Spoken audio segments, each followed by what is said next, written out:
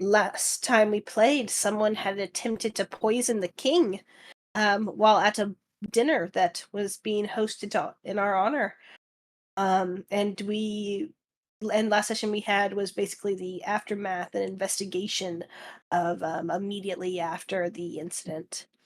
Um, the One of the earlier things that happened was the staff were all brought into the room with all of their uniforms and but a wide range of different people that apparently were working at the place.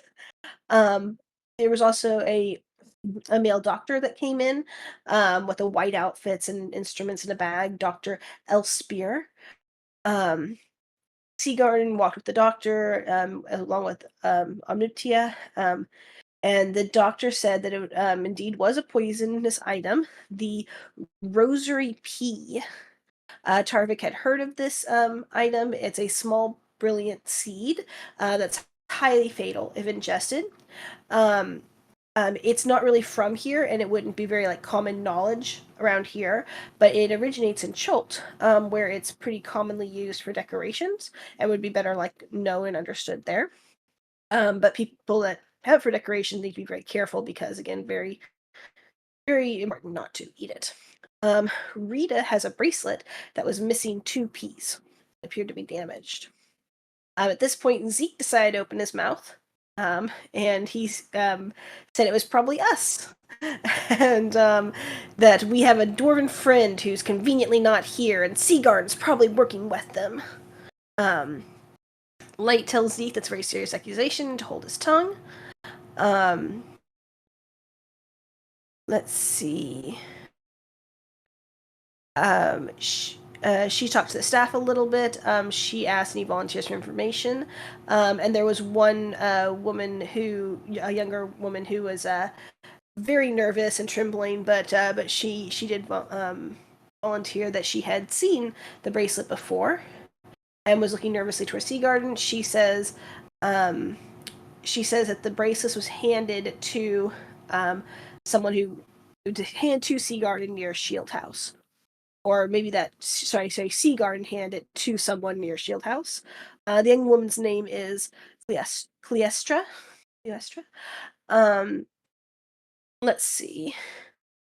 Zeke seemed to be enjoying the turn of events and seemed very pleased. Let's see, and he was kind of egging the room to be against us. Tarvik incited that Zeke is being a little too ready to jump on this wagon, and feels that maybe he was prepared to say some of the things that he's casually throwing out. Let's see. Rhea attempted to detect thoughts on Zeke, but the spell failed and she took some damage. Rita tells Omnitia about the doppelgangers and how we've, seen evidence, people that look like other people. Let's see. Zeke speaks up again. He said second chair handles intelligence. Omnitia tells Zeke to shut up. General Ilros' face goes blank for a second. Not sure what that was about. Layla makes a snarking comment and leaves. She said something about us not being very friendly. The king and queen decide to stay and observe. Let's see. They ask Sir Lionel and the Captain Cole to watch over them. Apparently, Sir Lionel and Captain Cole are both like assigned one each to the king and queen to I think to walk over them. I think that's right. Let's see. Cleestra says that she saw Colonel Seagarden on her way walking to work near the Shield House, and she remembers the very pretty bracelet, and that Seagarden passed it to a cloaked figure, and it was about 4 bells before. At the time, they were talking to Colonel Seagarden in the at the time we were talking to Colonel Seagarden in a place that Seagarden asked us not to speak about, so Seagarden doesn't have any alibi that's useful.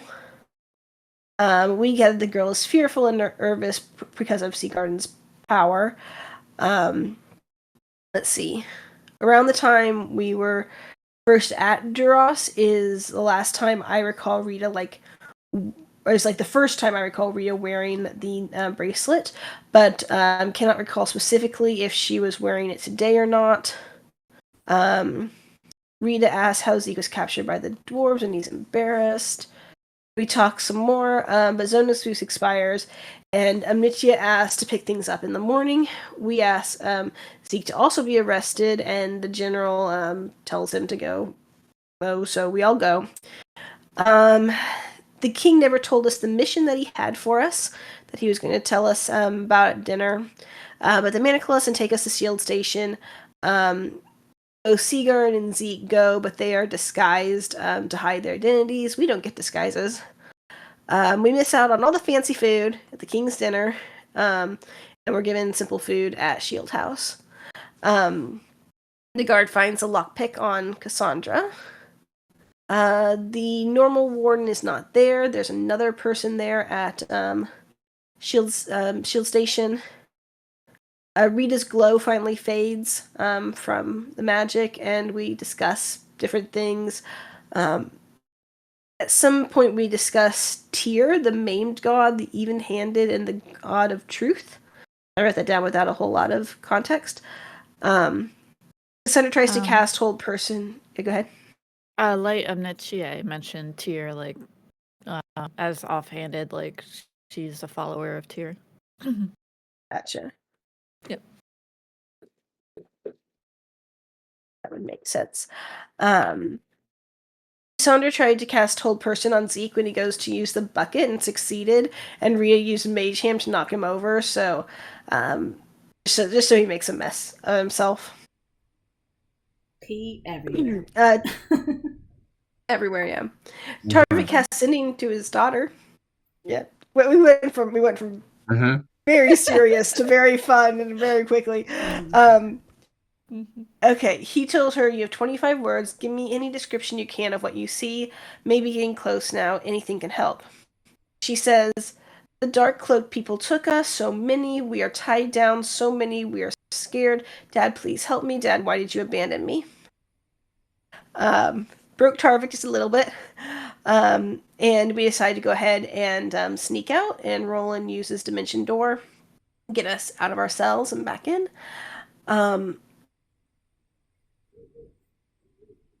Oh, I didn't take good notes. Okay, sorry. We go to the edge of the wall where I think Tarvik wanted to test something a little bit and was able to shed a bright light on some guards that were fighting some gloomers in order just to test out some magic spells. Roland used his disguised self to look like I can't think of his name. I didn't write it down, but the Sir Tomias, and ordered the guards around a little bit, and then we dipped and we got back into our cell afterwards. And I think it was a relatively successful outing. I'm not sure what else Harvick wanted to get out of it. And as a note, when Roland was disguised as Sir Tomias, he made sure to get out of disguise when entering back into the cell. Yes, I did.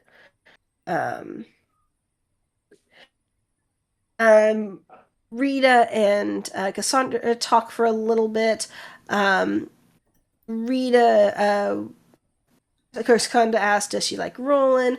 And Rita was kind of like, no. And that we didn't fight well together. And I killed a lot of people in the tavern fire. But Roland didn't hear that. And then Cassandra and Rita talked about Tarvik. Talked a little bit about Rita maybe going off and doing her own thing a little bit. And yeah, we eventually got back and we decided that we're going to take shifts to kind of stay up in Shield Station, and we were going to do Tarvik, Cassandra, Roland, Rita, but we ended the session there. All right. Does anyone have anything else to add? That's a very good recap, as always. Nope. And I would say I would award a DM inspiration for the wonderful recap, but I see you already have one.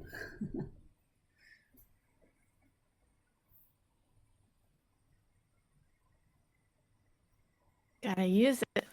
Gotta use it. You gotta use it. It's important. Important to use it. All right. Well, if nobody has anything else to add, we can jump into today's session.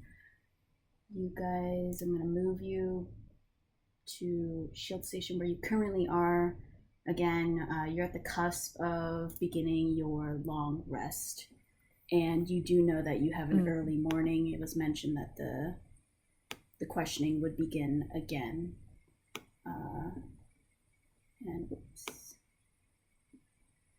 Just as a reminder, make sure your Roll20 speaking as tokens. I forgot to mention that. Make sure they're turned onto your character.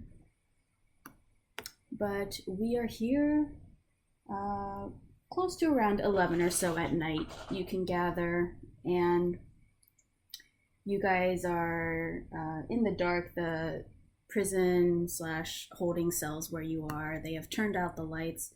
I did change on your tokens night vision. I made them green so it's easier to tell who's seeing what. But you guys are here. The shift for your long rest begins with Cassandra. Cassandra, let me know if you want to do something during your shift, and then also roll me a perception check as you stay up. Okay.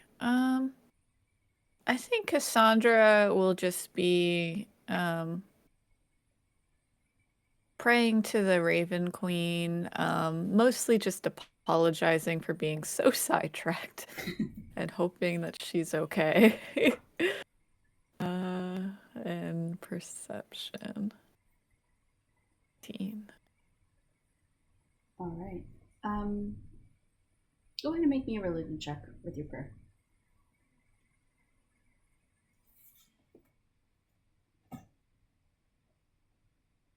All right.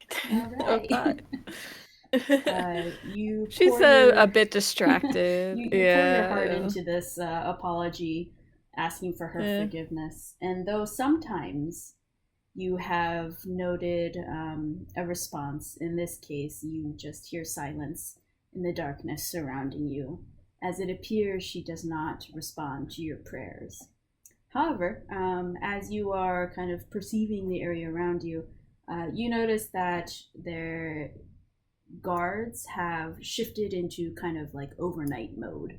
And so you would notice that you can see, at least with your visibility, there are a couple lights, but they're mostly from like the entrance area.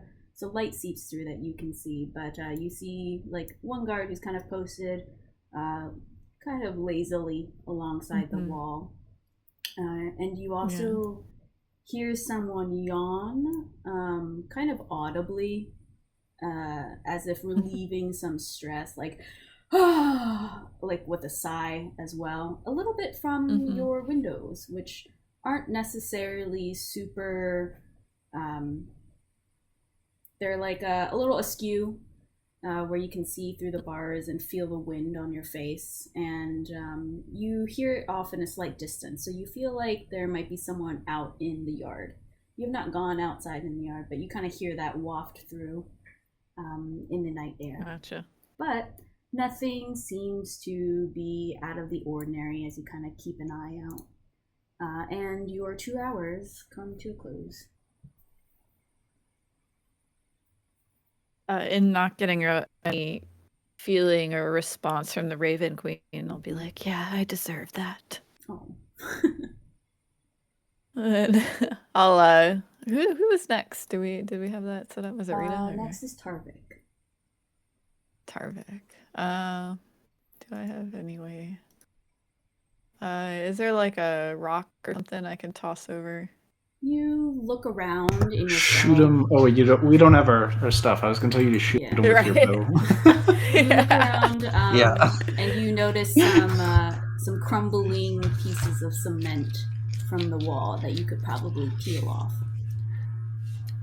All right, I'm gonna try and do that and throw it over at their cell.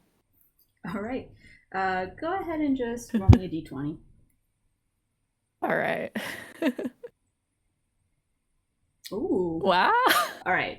This is Nice. particularly. I'm gonna bounce it off the cell wall so it Yes. just hits Tarvik right on the head. This is a particularly impressive shot where you go through not just through the bars and past Roland, which you feel like, oh, you maybe would have hit him. Instead, you ricochet off of that wall and hit Tarvik directly in the middle of the temple, where it very quickly wakens him up. Not to the point of damage or anything, but it was a very, very well-placed shot. Tarvik, you wake up to a rock hitting you right in the face. Tarvik, your turn for watch. Okay. And Tarvik will lean up in his little cot. All right, and Tarvik. yeah, perception check. You hear Tarvik shuffle up, and you feel like he's awake now, and that you can go to sleep. So yeah, Tarvik, you can make a perception check, and then let me know anything else that you want to do.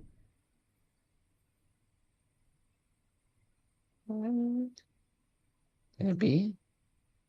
Oh wow. Okay. Well. Nice. Tarvik. I think Tarvik is fully focusing on just watching because he's scared about not focus where his mind would go if he's not yes, focusing on it. Indeed. I think that's what the natural 20 is. It's a hyper, like that ADHD, like hyper focus level of thing. Like mind is just fully focused on watching in this instance, listening, hearing everything, the little movements of everybody. I love that description and tie-in into what's happening with Tarvik right now. I love that DM inspiration. He absolutely would be trying his hardest to not think about what he heard. Yeah. Anything else that you wanted to do, or it's solely just focusing? No, I think with the natural 20, I think that literally is like the thing. Even if he focused on anything else, that would give his mind even like a little bit of a chance to wander, and I don't think he wants that. So, like I said, he's fully awake, fully listening, just like any little creak, any little movement from cells, from the guards, anything like that. He's just fully like notating it in his head and like keeping track of it. Amazing. So you notice that for like the first hour or so you watch, nothing really happens. And then you notice a shift in one of the guards that just goes, God damn it, I don't want to. And you can hear him kind of shift up and open up the gate, and you hear him slowly move around the cells. And with your dark vision, I think you can also see with the tokens, but you can see this guard token that I'm moving now just kind of slowly meanders and looks into the cells. Whoa. No, he does not grow bigger. Hold on. I'm going to adjust this token. He does not. All right, there you go. So he just kind of meanders around. You can see he's taking his time looking into the cells. It doesn't seem like there's any other movement that you can hear within this area. But you do notice that he's kind of meandering. You can tell he yawns a bit every once in a while, looks in, and just kind of meanders around. You gather that he's doing his rounds. Even at night, you gather that they have to, at least, you know, the people who follow the rules, they go around and check. And he kind of makes his way over towards here. Looks in, Cassandra. Robert's just watching him with his eyes. Yeah, looks in on Cassandra and Rita. Cassandra's asleep. Just goes by. Comes around here. Oh, God, what the fuck? And you can... he, like, kind of audibly gags as he nears Zeke's cell. As he looks in, you can see he reaches into, like, a belt pocket, and he takes out what appears to be, like, a wooden stick, and he pokes into the cell. And you hear Zeke groan a little bit. What's going on? As he kind of shuffles awake. And you hear from the guard, Jesus fuck, you smell like piss in here. And you can hear that he's like already gagging, just trying to get the words out while he's kind of standing there.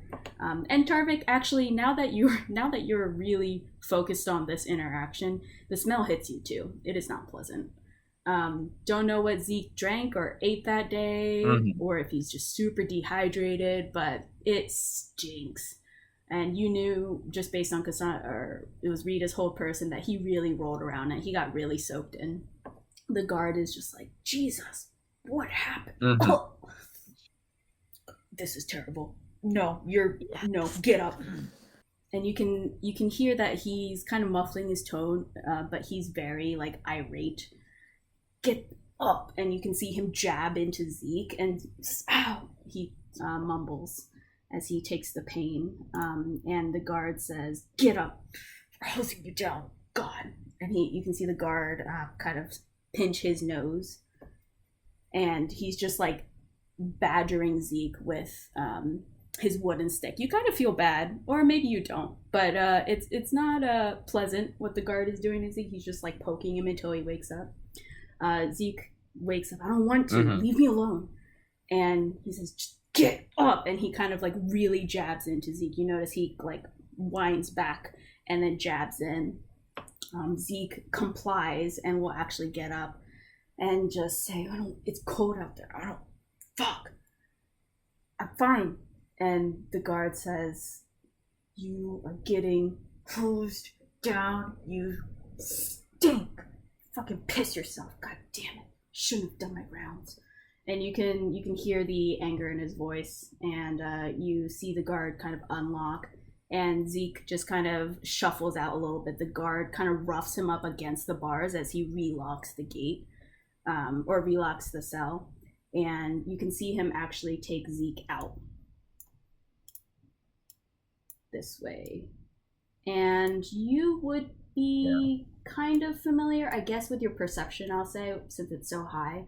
You notice that the wind is kind of blowing through, and you know from the windows the fact that there must be like an open air area, and the doors here that you see, you gather, kind of lead to that open area. Though I would also say, from your understanding of this layout, it is walled in back there.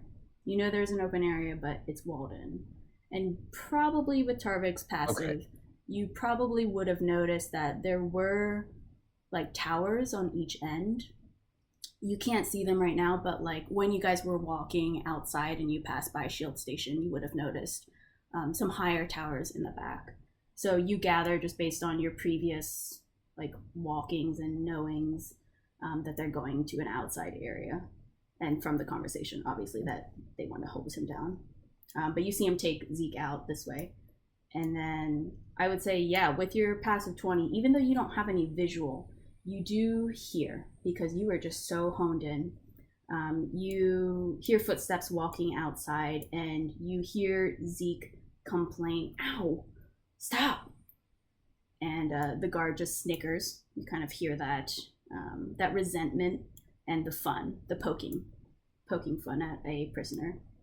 As you hear some more footsteps, and you hear like a water spout spigot turn on, like the creaking of the metal, and then you hear water splashing, and you hear Zeke's voice. It's cold, jeez, as he complains, and you know Zeke's very annoying voice comes through as he starts to kind of curse a little bit and says it's cold.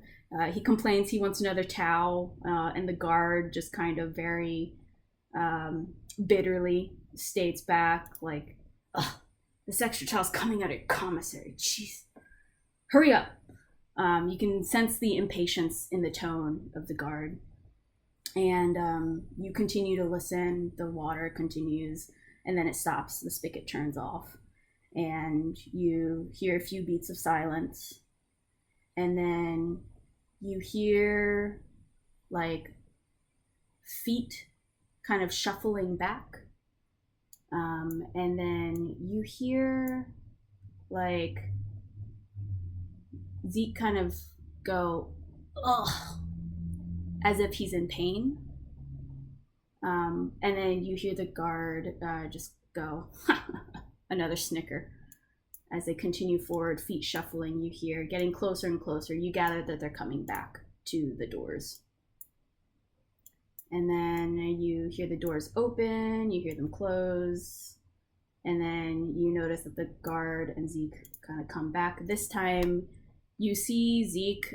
He appears to be very, very wet, and he has like two very, I guess, dark gray, kind of dirty-ish looking towels. Because of your perception, you notice that they're not great quality.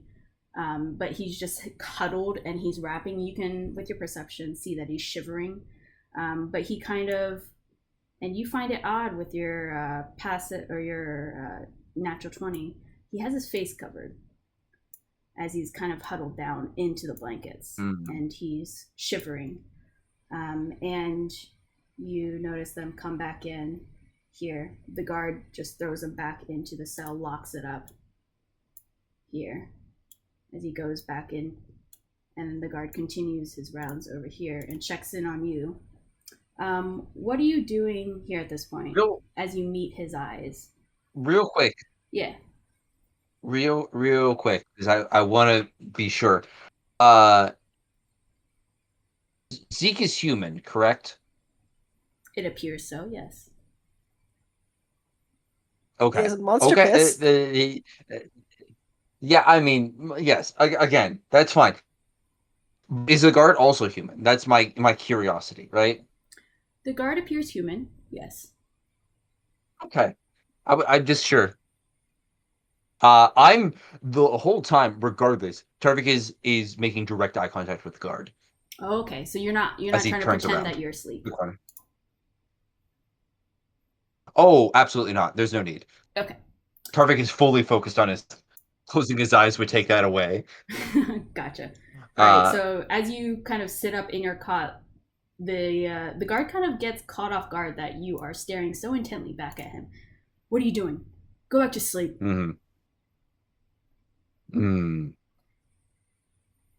Shouldn't have done that. You know that, right? Shouldn't have done what? Go back to sleep, prisoner. Doing that didn't help anything. What the fuck are you talking about? Go to sleep. It doesn't help the smell. And I would take a bet, if I was a betting man, that by tomorrow you won't be employed here anymore. May, are you trying to be intimidating? Oh, 100. Yeah. Because I guess Tarvik's kind of trying to get a reaction out of him. If nothing else, is to see. I think Tarvik's a little bit curious about why Zeke was covering his face and wants to make sure that like the guy in the cage wasn't the doppelganger and now is the guard, right? I think that's the concern he's having. Okay. So intimidation would just be. Ooh. Oh, okay. Well, that's now 3. Wow. Dang. Lucky night. Seriously, starting off strong. Oh my gosh. He looks towards you, and again, with your perception, you notice him start to shake. And he's trying to hold it in, but you catch that he is thrown off guard. You've definitely gotten under his skin, and he goes, I don't know what you mean. Just go back to sleep. Go and apologize to him.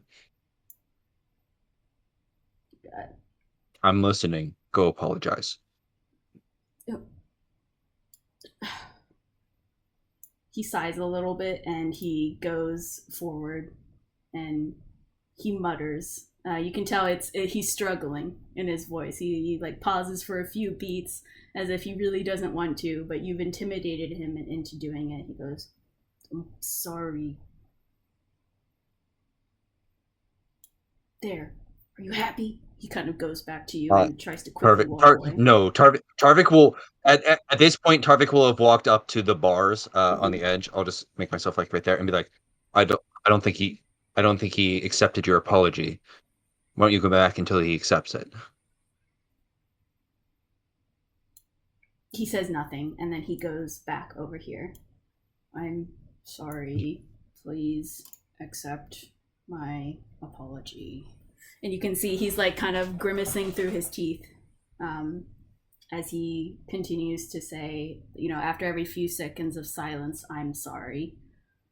But there is no response. And he just continues, Jesus, just forgive me. I am sorry. You hear like a grunt from Zeke's cell, and the guard kind of peeks over to you. That was a committal response. All right. Can I? Ah, man, I'm like, again, I think some of this is like Tarvik being extra weird and like just all over the place, and some of it's just me as a player. But can Tarvik like figure out, like, does that sound like a Zeke grunt, like from my past interactions, or did that just sound like a random grunt? Make an insight check. Okay. 25. That, from what you gather, that sounded like a random grunt. Not Zeke. Okay. Not Zeke. It did not sound like Zeke. Zeke, going into the details of this, Zeke's grunt would have been more condescending. You know him. He's a bit of a prick. Okay. So this one was less prickish. Okay. I think then. Oh man, I don't have a ton.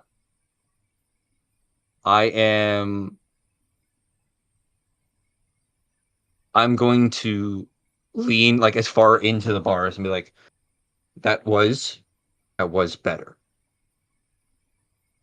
There is just one thing that you have to do before I go back to sleep. Come close. I'll say he's still under your intimidation. So he gets close, but he knows as a guard not to get too close to get his weapons reached. So he's as close as he will be. He's directly in front of you. Okay. Oh boy, you know what? I have. Oh, dang it! If I cast spells, I'm not gonna get a long rest. That's the worst part. I'm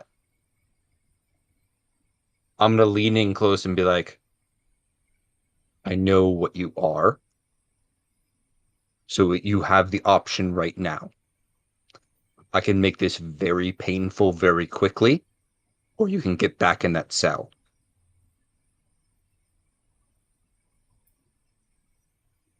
I don't know what you're talking about. I was never in the cell. Dude, just go to sleep. Can I insight check that? Yeah, go ahead. Can I insight check that? Absolutely. All right. Okay. 20. Yeah, he seems truthful. He seems a little bit perplexed by what you're saying, like honestly confused, and Okay. he gave you an honest answer. I guess, and maybe Tarvik's just overreading it. He will lean in and just be like, all right then, what's your name? Give me a second. This is DM Falter. Oh yeah, no, you're good. So he will, the dreaded question. Yeah, he will very naturally respond because he knows his name. I'm like, Gable.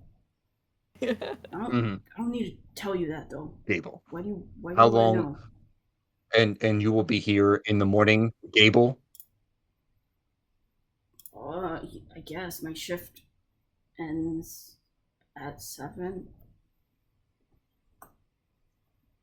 Do I know when we're getting moved? Is it like before or after 7? Whatever time it would be, like dawn? Know specifically, but you gather it's going to be early, so it would either be somewhere around that time or maybe even before. Like you guys are really cutting it close with with when you went to sleep. I would just go over it and be like, all right, Gable, I need to make sure of something then.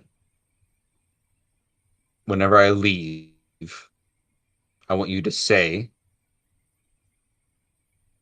that you were very or no, actually, I'm sorry. I will say, if I come up to you again, I want you to say that your name is Zeke. If when I ask tomorrow, if you don't say that, Zeke. then I know something happened. Why would I say a name that isn't my name? Make a persuasion check. Oh, persuasion's much worse. Oh man. 13. He's Yeah. just kind of confused, and you don't think you're kind of getting through to him on why it's important or why he definitely needs to, and he just goes, "That's not my name. I told you my name is Gable. Are you stupid?" Mm-hmm. Mm-hmm. Sure. Well, then I will see you in the morning, Gable. Okay. I will be well rested. I hope you will be as well. And I just go as slowly, without breaking eye contact, go away from the bars and sit back on the cot. Eyes still Cool. staring at him as I sit down. Very cool. He like kind of looks at you eerily, and he's like wary of you now, as he also just kind of keeps eye contact and backs away as if he's afraid that you're going to do something if he turns his back. And then once he gets out of visual range, you can hear him just kind of scurry off as he you gather he has ended his rounds because you were the last cell in this block. And he kind of goes back to his post you hear. All right. And a little bit of time passes by. It seems quiet again. And your 2 hours then concludes. And then next up would be Roland. Okay. I'll just tap Roland. I will fill him in on everything that happened. Specifically say I'm not sure if Gable is now the doppelganger or not. But or if Zeke is still and he's in the cage, but something went on for sure. You said like cold water, you think? It could be cold water has an effect. It could be that while they were out there, the doppelganger got the upper hand and switched forms and just simply made him cover his face and knocked him unconscious into his cell. I'm unsure. Oh, I am. you saw him walk. You I saw am the just person keeping covering their track. face walk back to the cell, right? Yes. Again, Yeah. though, it was a person covered with two towels, wet and kind of slowly making their way back across the floor. I'm not saying it was clean. Well, I just feel like I wasn't awake, but something's up it's with that. definitely sounds like the it definitely sounds like the doppelganger like lost his ability to disguise his face for a minute and had to cover it with a towel. And then couldn't speak. Maybe it is. Maybe it is cold water or yeah, maybe. Huh. Okay. All right. Well, we'll keep that in mind for tomorrow. I think I have something that I can stock to help with that. Roland is going to kind of shift over to here and I don't know, he's going to be casting prestidigitation every once in a while to try to make the cell next to him colder. Oh. All right, I'll go like degree by degree each casting. You can feel the coolness kind of waft through the bars as you're very, very close, and you feel it working. What else are you doing during your shift? Roland doesn't really have anything to accomplish, so I think he's just wants to get through the long rest and just keeping general watch. All right, make a perception check. 18. All right. You notice that towards the end of your shift, you hear audible rustling in the cell next to you, where Zeke is, as if having a hard time like staying asleep because it's so cold, and then shuffling, and then towards the very end of your shift, you kind of hear teeth chattering a little bit. Seems like your precipitation is getting that cell cold. But your shift comes to an end as the next round for you to wake up Rita or not. Yeah, Roland will cast Mage Hand and go tap Rita awake. Yes. Yep. Rita will wake up and just kind of wave at Roland. You see Rita wake up.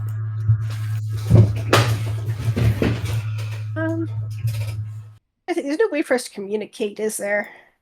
You can talk. Yeah. Okay. Oh yeah, without talking across there. Yeah, just have to wait until later to catch her up. All right. And everything. A little bit after waking up Rita, both of you roll and make another perception check as you continue staying up, and then Rita also make a perception check and let me know what you want to do. Yeah.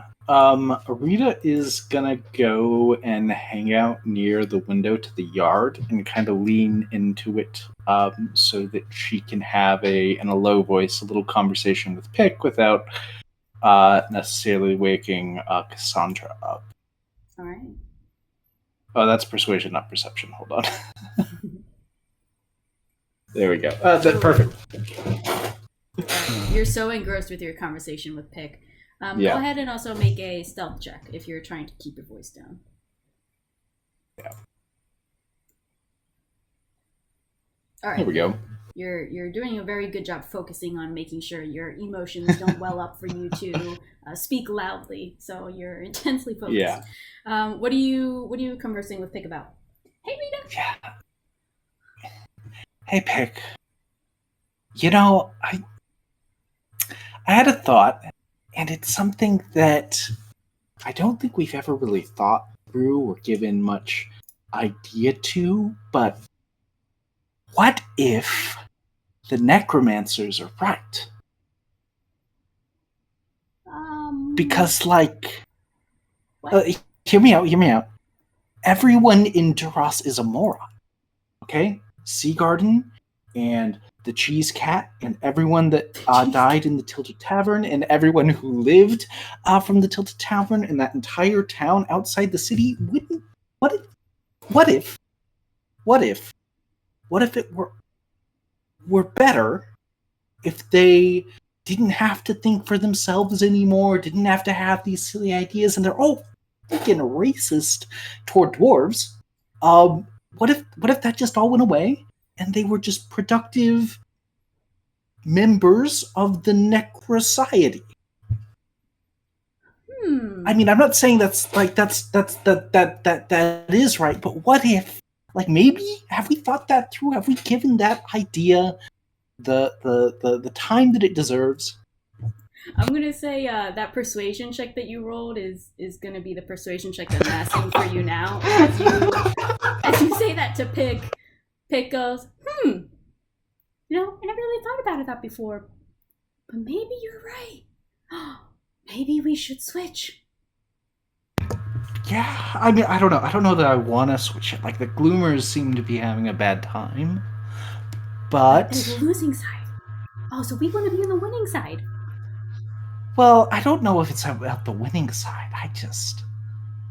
I don't. Maybe all these folks in Duras would be better off if they weren't thinking for themselves. That's all that I'm kind of suggesting. What if you thought for them? That would be so much fun. That would be better.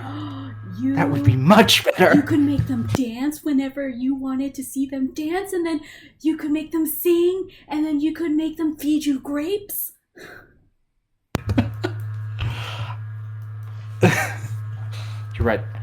We need to... Wait, do I need to become the Master Necromancer and then raise them all, and then that's how that happens? Do you know how to do that magic? I don't. The dead people magic? I don't. Do you know how? No. I know how to do very cool, very sparkly magic. You know, everything that you said, I feel like I can do now, just like not on the scale that we would need to, and I don't need them to be dead to do it. Okay. We'll put a pin in this. I think you're on the right path. Pick. It's not about the necromancers winning. It's about me winning. Mm-hmm. Me winning. Yeah. Thanks, Pick. I love our brainstorm sessions. Yep. As you're focused on this conversation, you don't quite notice what's going on around you. But Roland, even with a 10, you do notice the guard again. Well, you don't know again, but a guard will start its shift, and this time it's this guard who comes out of the cell and slowly meanders, checking in on each of the cells. You can see this guard is more awake. Well, you don't know that he's more awake, but he is more awake. You can see he's very attentive as he's making his way around. His back is upright. He's walking with purpose as he checks in on each of these cells, and he continues forward.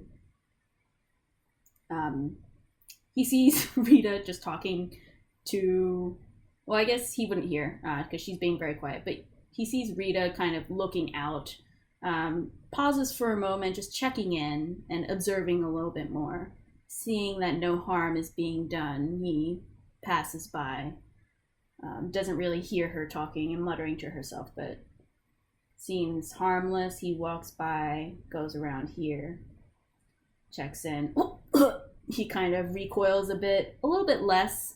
You notice as you woke up, the stench is a little bit less because it was removed basically from the clothing and stuff. There's a little bit on the floor still, but less as he recoils a little bit, looks in on you. Are you pretending that you're asleep, or are you observing? No, I think I'm not pretending to be asleep. I think I'm sitting upright, but not as aggressive as Tarvik was. Mm-hmm. All right, you're just kind of there as he Probably just acknowledge him as he passes. Yeah, he gives you a nod. Just kind of stands to the side a little bit as he watches you a little bit awake. And you're just sitting there, correct? Yeah, I mean, if I'm awake, I'm still making Zeke cold, but other than that... All right, yeah, other than that, he kind of pauses for a minute, observing. I won't do it when the guard watches, yeah. I won't do it while the guard's watching. All right, seeing that you're just in case there's a no magic rule that we weren't... He will end his walk around and will kind of go back to his post in the corner. And a little bit more time passes as the morning comes to. You guys can mark that you've had a long rest. The dark is still cold,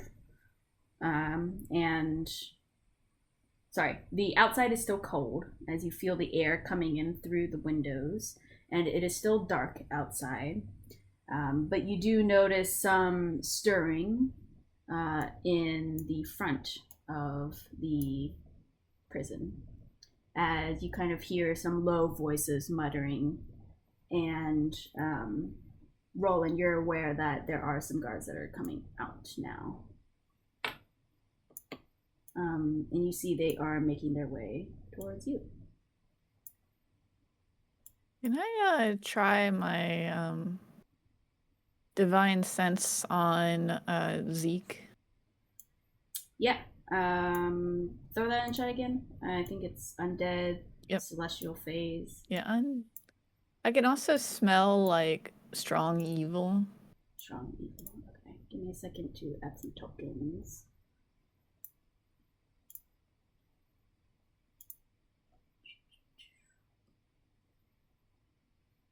And then celestial fiend or undead.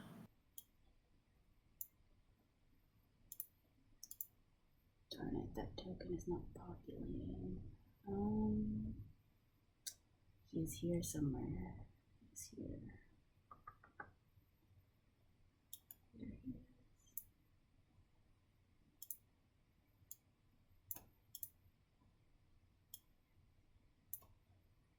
he is. You see two guards Roland, and you note Sir Tomias and the general as well. They're accompanying. Cassandra, Tarvik, if I haven't. Yeah, go for it. And then your divine sense, power for good. Yeah, celestial fae, undead,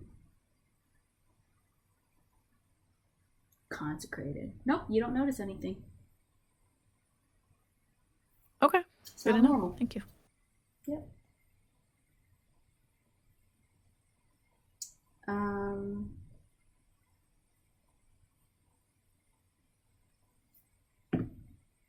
So you wake up Tarvik, Roland.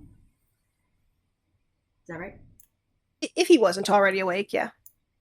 Yeah. It's hard to wake up in this area as the nights have grown longer and colder and darker as we are nearing what we call fall.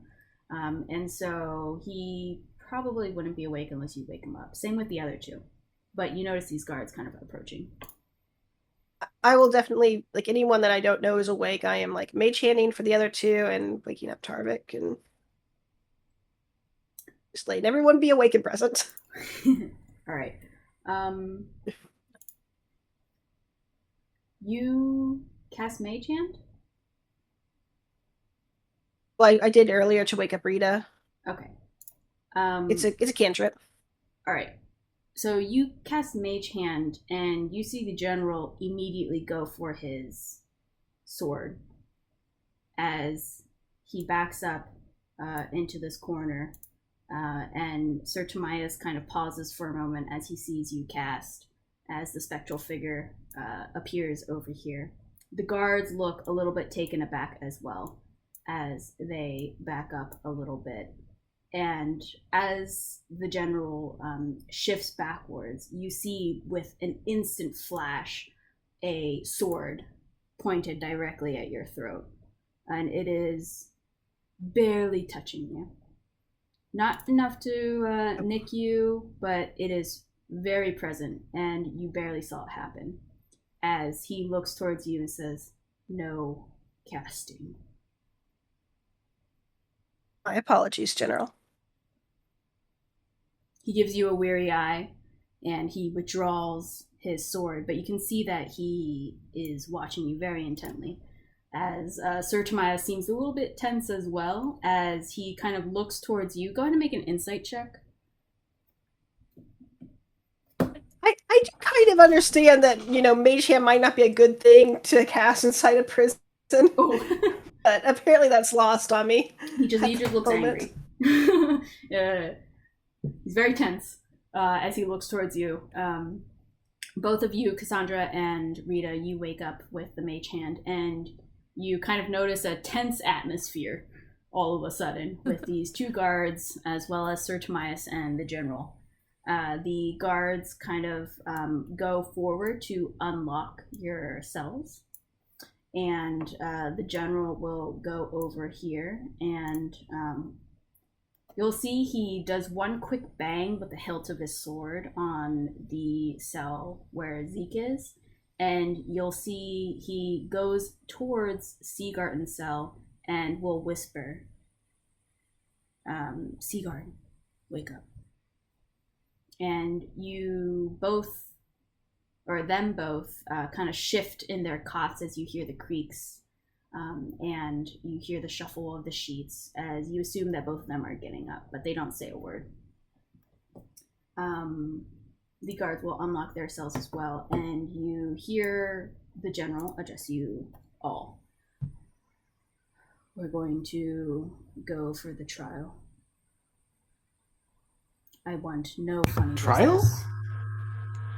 And When did this become a trial? He looks towards Roland, ignoring your question, and will say, "If all goes well, we end very shortly." And he just kind of opens his hand out, motioning you guys out. What exactly are we being charged with? This is strange.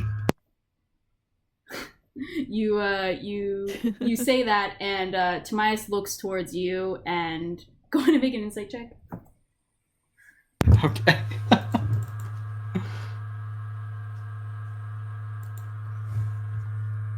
Yeah.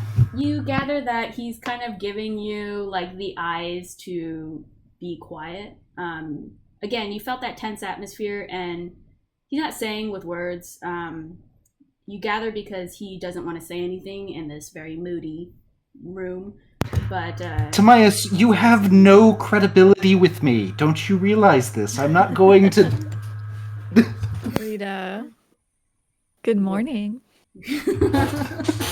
Good morning, Cassandra. He rolls his eyes. It's gonna be fine. We're fine. We didn't do anything wrong. Nothing to worry about. You guys are kind of corralled, I would say. The gate is open as they ask you to kind of step through. So Roland will ask you to step through. Tarvik will step through. Just line you up. Hold on. Let me move this. Alright. And then step through. Yeah, there we go. Are we still in our fine clothes too? I just realized. Yep. You didn't get a chance to change. And then we're kind of going on a little line here. They will border up. I try and smooth the wrinkles out of the nice dress. This and this. And they'll kind of be spaced out to make sure no fun business happens. In general, this is like the lineup that they kind of do. They're all standing next to you, and you notice that their eyes are kind of watching you guys carefully. You guys are being taken outside of Shield Station, and I'm going to show you guys the map of the direction that you guys kind of take. Don't forget to bring our stuff. As you call that out, you notice one of the guards who is standing next to you nods to one of the guards who is standing at the entrance area, and you see an acknowledgement nod from the other guy as well, and kind of goes into the area behind him to what you assume to be getting your stuff. You guys, I'm gonna draw. In that time period, while we're leaving, do I see Gable? Do I see this guard named Gable? Oh yeah, you see him. You see him at the post where you saw him originally start off his watch. He's standing there. Did you want to say something? Tarvik. No, Tarvik doesn't. Yeah, actually, Tarvik will. He's gonna lean over and be like, "Excuse me, name." Gives you a very intense look.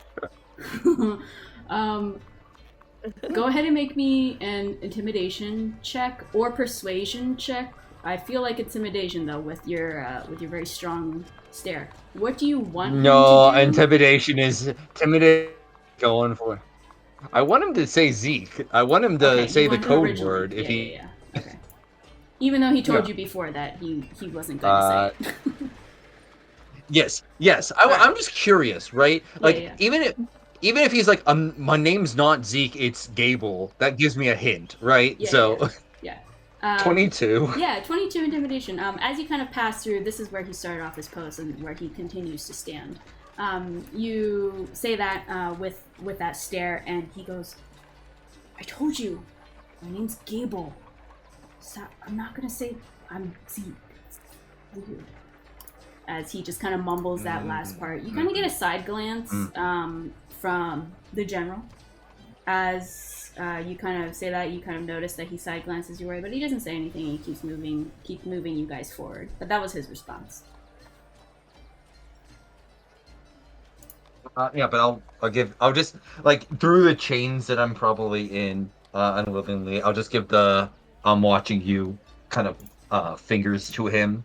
Yep. Like, point at my eyes, point at his. For sure. As I walk away. You can tell that he is relieved that Gable's the new big bad, guys. You notice an audible relief. Guys, we're gonna fight Gable. It's endgame. Right here, right now. Gable. Yeah. Alright, you guys go meander on this path.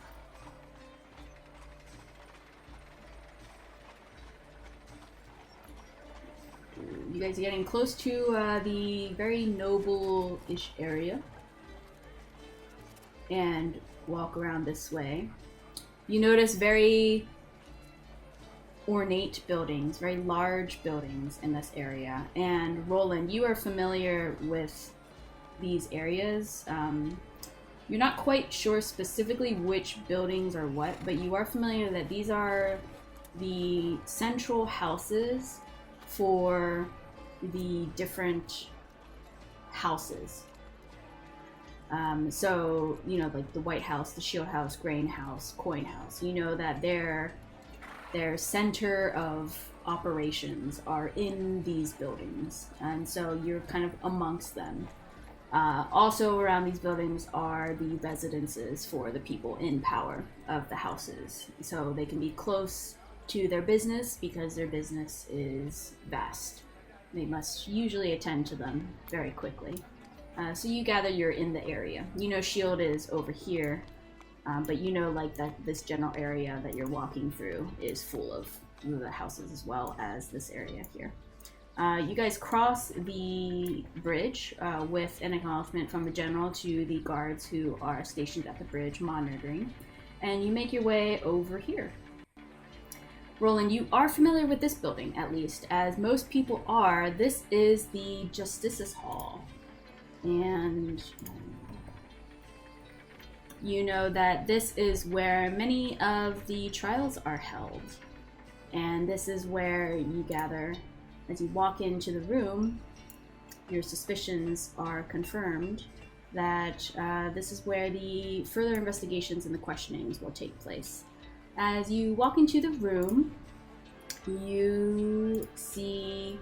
Roland, do you think you would have ever gone in here for curiosity's sake? Is it familiar to you at all? You tell me. Is there anything about this place associated to magic? No. It's like a courtroom. Probably well, you are not, familiar then. with that Zone of Truth. It is very, very well known throughout that Zone of Truth is used in the courtroom. That's the magic time. Sure, Roland's been here once because of an interest. Yeah. Alright, so, for description's sake then, everyone else, it's astonishing. The walls are almost glowing. They have a faint tan/beige hue, with the floors being a tiled marble white with blue diamond shapes speckled throughout. You see benches greet you at the very beginning, where you gather that most people sit and await their turn. And a few paces ahead, you notice a little half-height wooden gate and a semicircle that kind of separates this waiting room-ish type area with the grandness ahead of you. There are a few circles that are in the middle of the room, as well as a podium that stands very close to that wooden gate, as well as a few different seating areas. You see one that is very highly elevated to the left that sits atop a wooden structure that has a door within.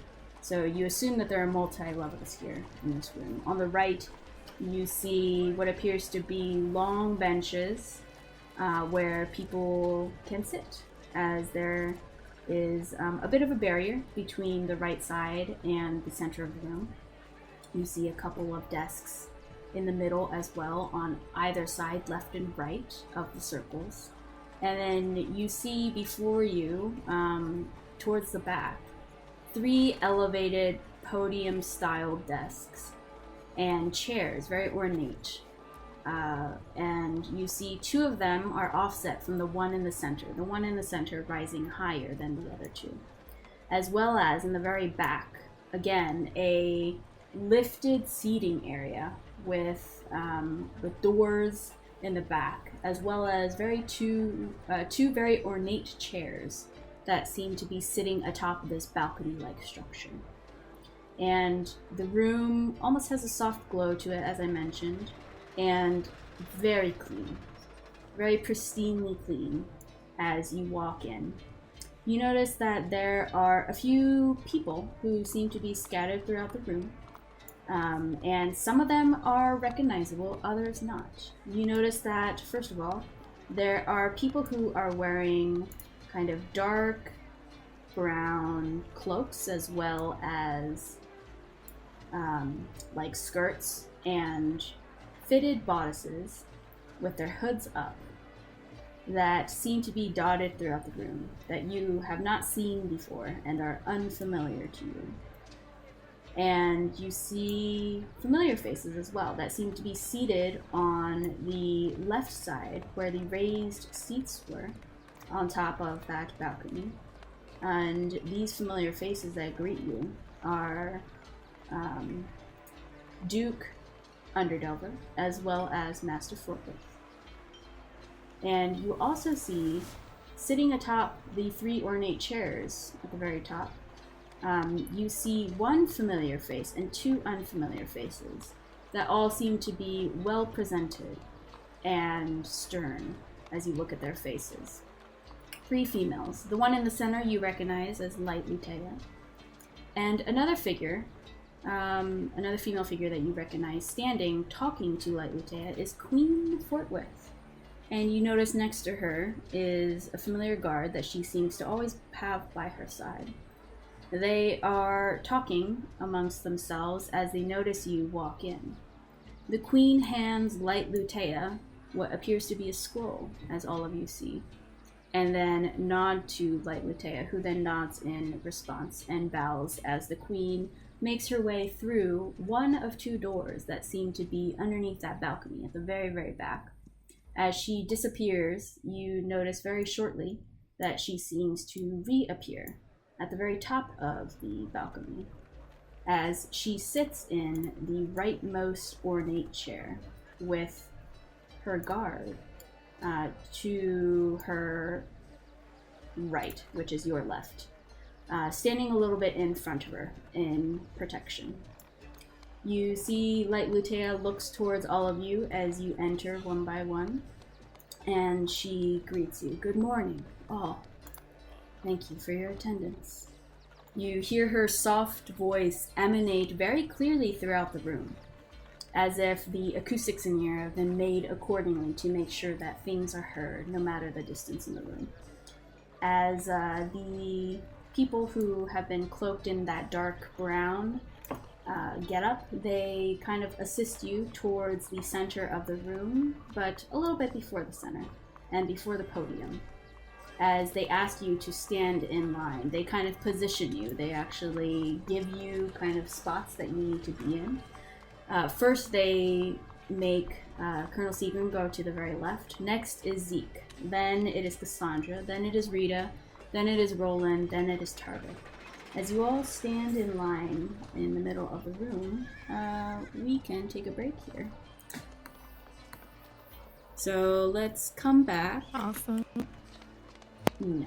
Okay, so jumping back in, you guys are inside this great hall, and as you guys are being lined up, again, you notice that the Queen comes and emerges from the top of the balcony at the very back of the room that you are facing, and because, Roland, this is not your first time, and the senses, or your senses, are not kind of being overloaded by how very clean and pristine and glowing this room is, you notice that while you guys are being lined up, the General and Sir Tomias go to the very left side of the room, go through some doors, and then appear above where the seats are, and they take their seats next to the Duke Underdelver as well as Master Fortless, who were already seated there, as they kind of nods their head in acknowledgement of each other's presences, and they sit down.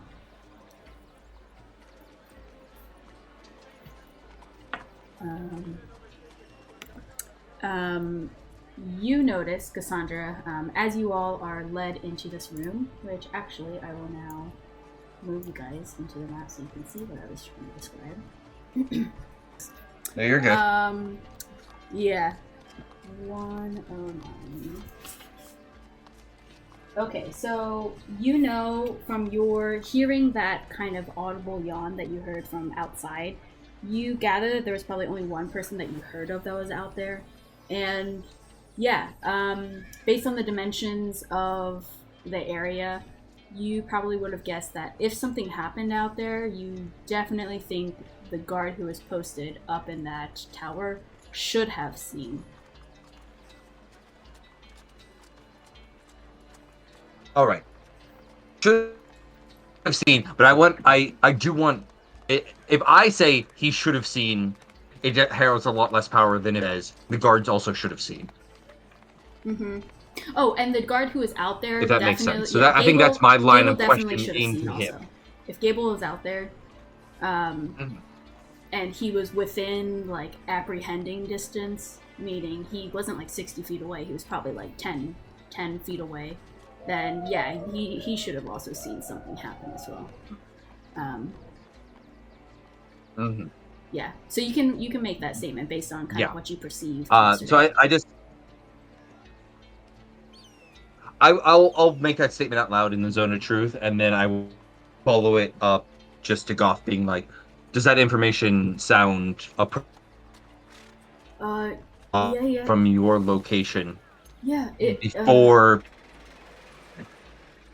I mean, yeah, that guard who hosed me down, he saw everything. Have you ever seen that guard before? No, my first time seeing him. Who told you to do all this? Some guy walked up to me when I was on the streets, and he just What said, do you look like? "Do you want a job?" I didn't see his face. He just kind of looked like a regular guy, you know. He had his hood up though, so I couldn't see anything. Every time we met after that, Was he wearing it? every time we met after that, he just had the same outfit on, hood up, top down. What he just was wore- your opinion of the man that you were? My opinion? I don't know. I didn't really talk to him much. He just kind of seemed. I know in a you did hurry. not know him personally, but oh yes, So he was aware of the plan. also fleeing a Well, crime. So he it's interesting that we now have at least 2 additional guards and Zeke who are aware of this plan. was in a hurry to get away from the guy.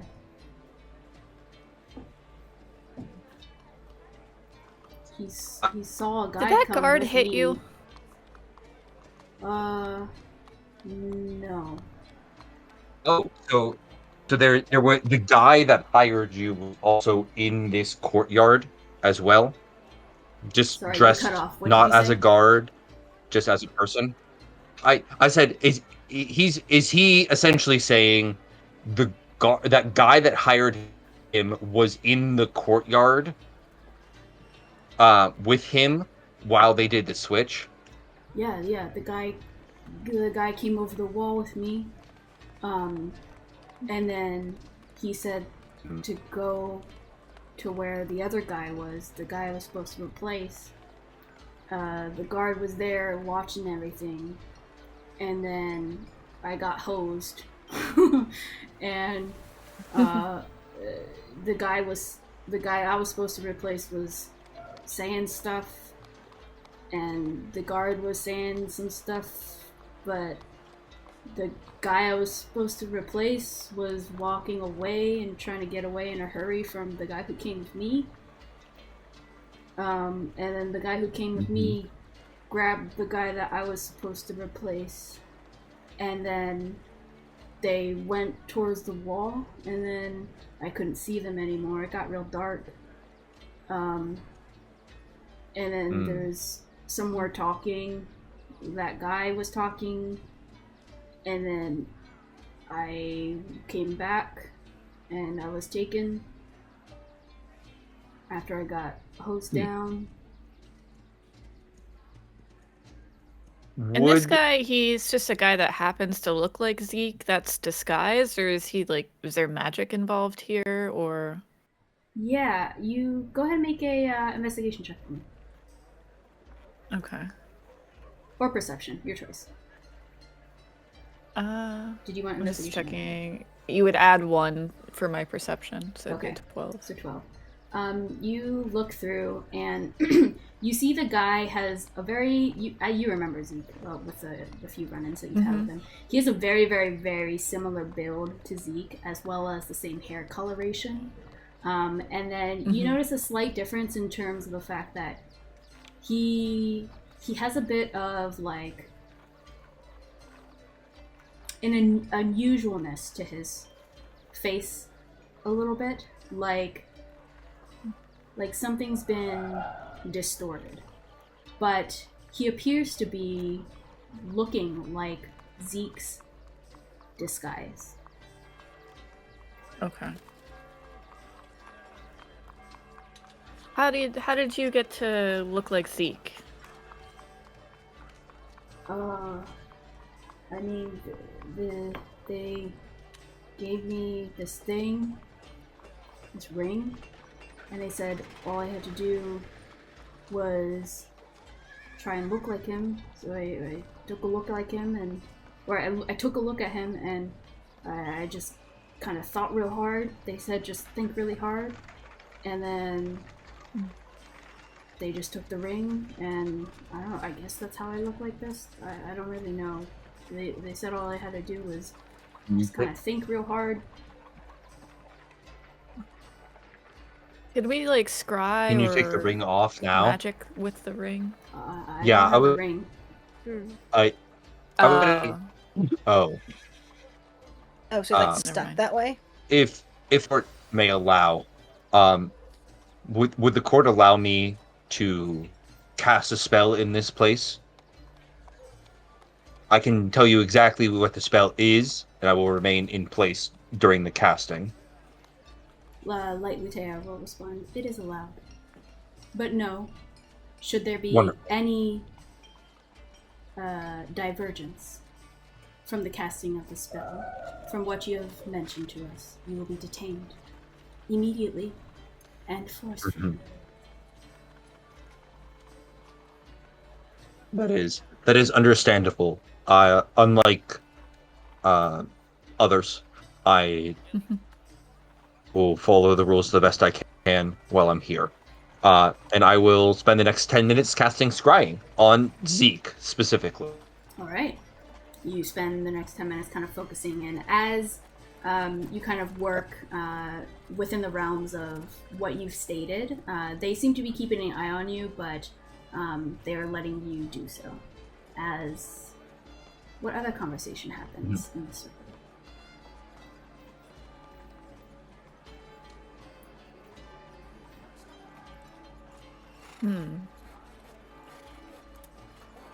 Would anyone here have...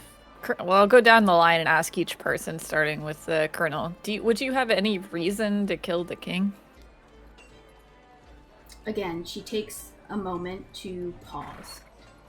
And you've noticed the 2 times she's done this before, and a 3rd time. She's being very deliberate and considering her words and leaving room for thought before she speaks. And then she speaks.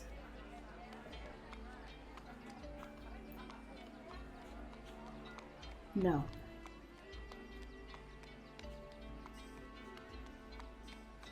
And then I'll ask Choff, just because. Did you want to kill the king? Oh God, no. I didn't even... I'm a nobody. I wouldn't dare.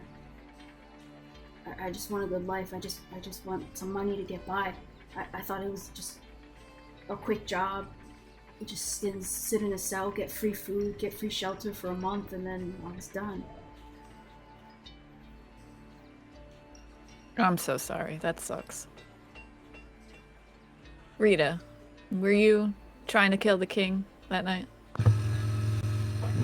Nope. You hear Pick Roland. in your mind. I mean, if you killed the king, that would help you win. Because then you could replace the king, like we were talking about I don't before. know if I want that. I don't think I want that anymore, Pig. I kind of want nothing to do with this place anymore. Aw, you can hear him sigh. Cassandra, you ask Roland. I kind of think it would be better if the necromancers just got him. Sorry. I answer Cassandra. No, I have no reason to benefit from killing the king. And I would have no reason to benefit from killing the king either. Tarvik's busy right now, but I'm sure he would have no reason to kill the king. We just wanted to have a nice yummy dinner. Midway through. Okay, yeah. Midway through, he'll just wasn't even aware that Duress really had a king until yesterday. So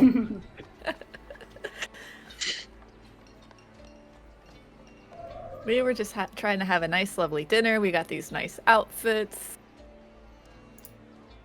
And we have actually a lot bigger things to worry about than,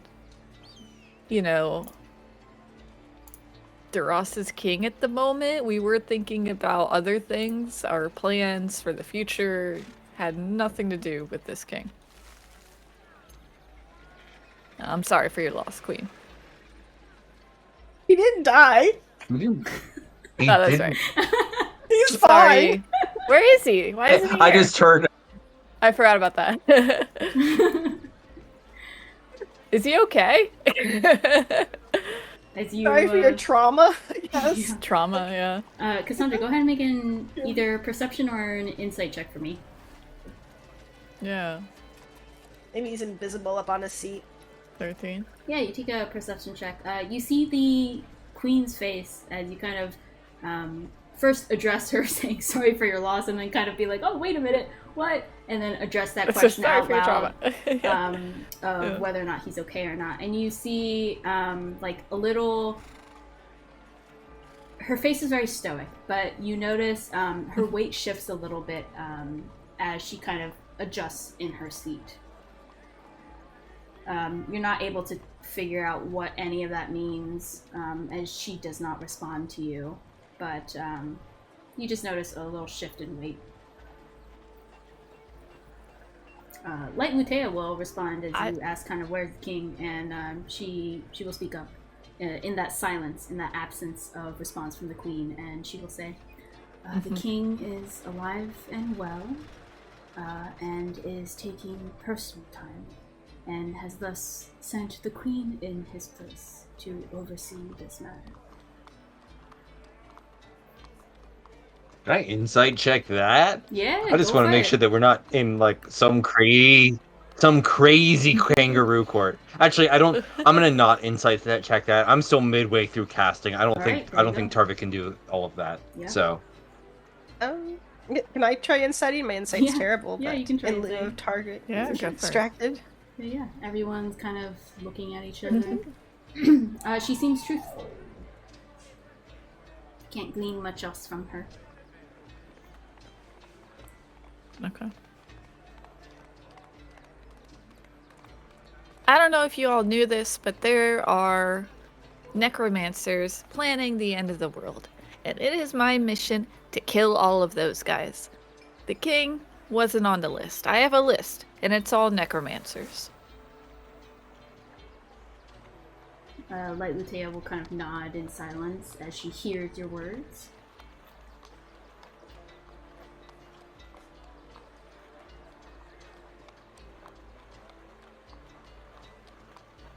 Also, have any of us been to Chult? I'll ask each person if they've been to Chult. Then that's where the poison came from. Mm-hmm. All of you guys respond no, right? Yeah. Yeah. Joff will respond no. Colonel Seagarden, again, will pause for a few seconds before responding, and very deliberately, as she has been very consistent with her answers, will then, after the few pauses, say no.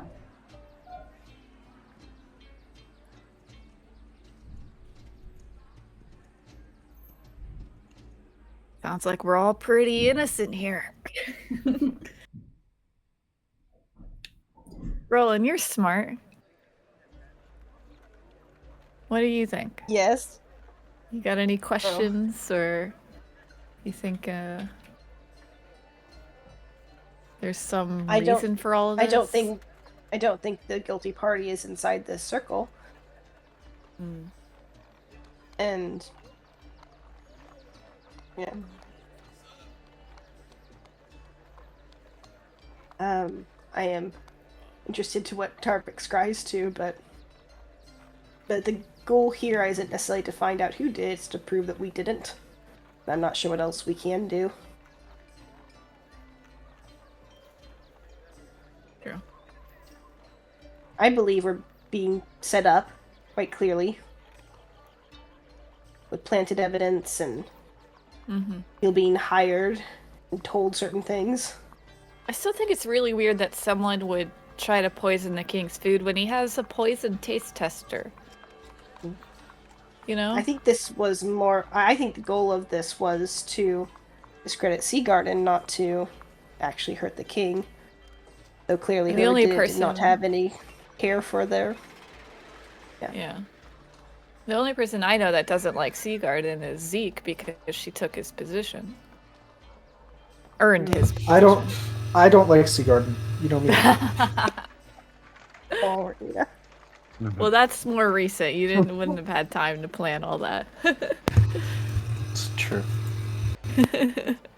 Also, you were quite wrapped up inside of it, so there's that too. Yeah.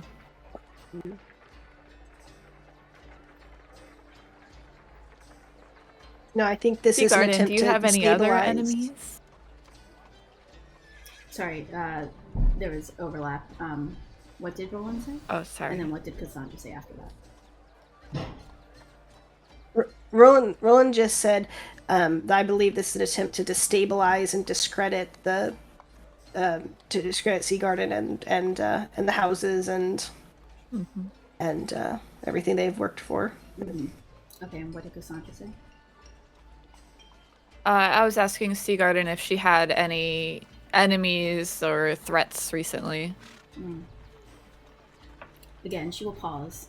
You notice this pattern again. She's being very deliberate and takes her time. There have been no recent direct threats. However, as any person with power, I have enemies.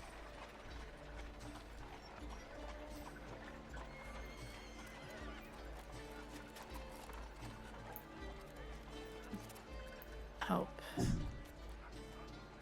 Well, I think that's all my questions that I had planned. I don't have any other questions either Alright. regarding this. Yeah. Alright, well, let's take a little pause here. Okay. So, back in session. You guys kind of fall silent as there doesn't appear to be too much further questions from you guys, as General Denoff will actually step forward in the silence, and he will stand up, chair creaking under his weight as he does, and he will speak up and say, there were reports, in a lower voice that I can't do. Let me try though. There were reports last night that a soldier of mine was out, when in fact we were deliberating in the rooms together. The reports also indicate a brandishing of divine light. All of this happening near the outside gates. Do any of you know any information regarding such event?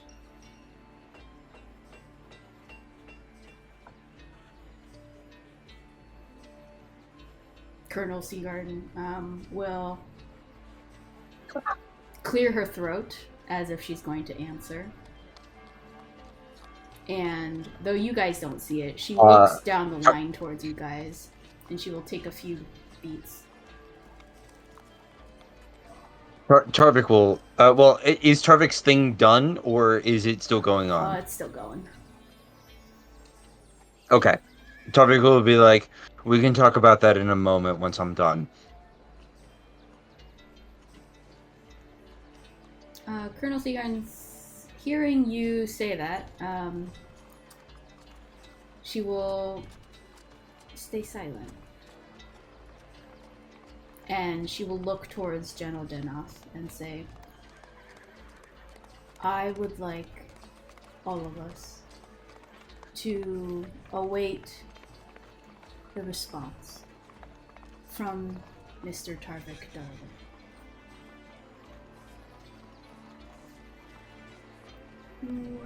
General kind of looks towards all of you questioningly, but doesn't say anything, and Light Lutea will just kind of nod.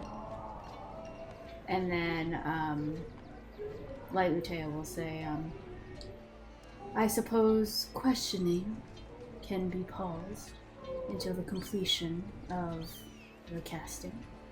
And a few more minutes goes by in silence, awkward silence, as all of you are kind of waiting here for Tarvik to finish. Tarvik, you are focusing on your spell, and you said this is scrying, right? Yep, this is the scrying spell. Which Let me bring that up. scrying, I can post it in the chat if you would like. Okay, I have it up. Who are you scrying for? Zeke, right? I recently acquired the components. Yes, specifically Zeke, because Zeke apparently left prison and, you know, with a strange man that he may or may not have wanted to go with. Yeah, okay. So you have firsthand knowledge, and do you possess anything of his that you want to use for the connection modifier? Does anybody... Yeah, I was going to say, does anyone have anything that Zeke once owned? Because I don't think I would. I guess if Seagarden might be the only one who may, just because of their work past. Yeah. Did they have like a badge says, of their position? Or... She says she doesn't have anything on hand. Perhaps there's something in his office, but she can't get it right now. Was Joth given like his clothes or anything? But that might not have been Zeke, so I don't want to scry using that in case it wasn't Zeke. Oh, that's true. I think. Yeah, I think I'm not gonna. I don't think I'm gonna do it only because I feel like it might throw it off a bit. Would you say? How well? I guess did we know Zeke? We knew Zeke pretty well. For knowledge, I guess we knew him well enough to make him pee himself.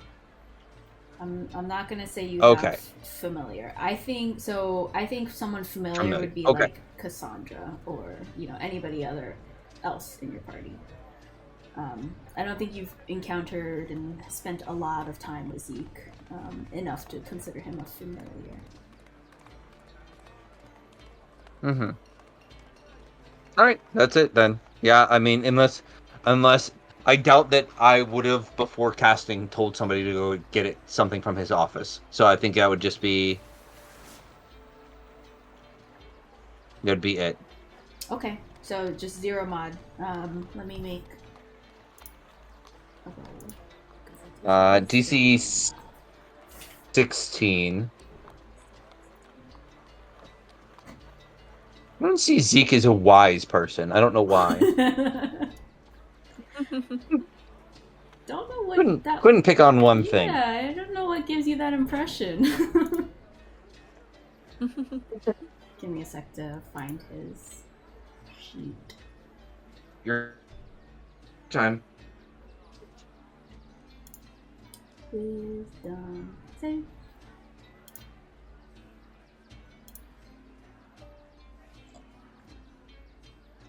What's your save, DC? 16. 16, yes. Let me look at the spell. You feel your vision fade in front of you as the light glowing walls and the pristine porcelain tiles below you fade into darkness. As you are whisked through this vision of yours, you find yourself in a very dark space. And you see Zeke, who you focus the scrying on, laying on the ground with shackles on his arms. He's hung against the wall, and you hear behind a door that you see in this very small, cramped room.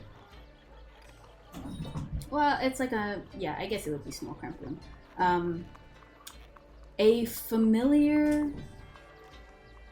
room, actually. You have scryed into this room before. When you scryed on that piece of clothing that you had with Cassandra when you were all in Parable. It is a very similar room, and it has very similar lighting, and it's dark, it's dirty. His shackles are on the wall. And he lays there, not moving. A little bit limp. As you hear past the door, like moaning sounds and shuffling. A thud.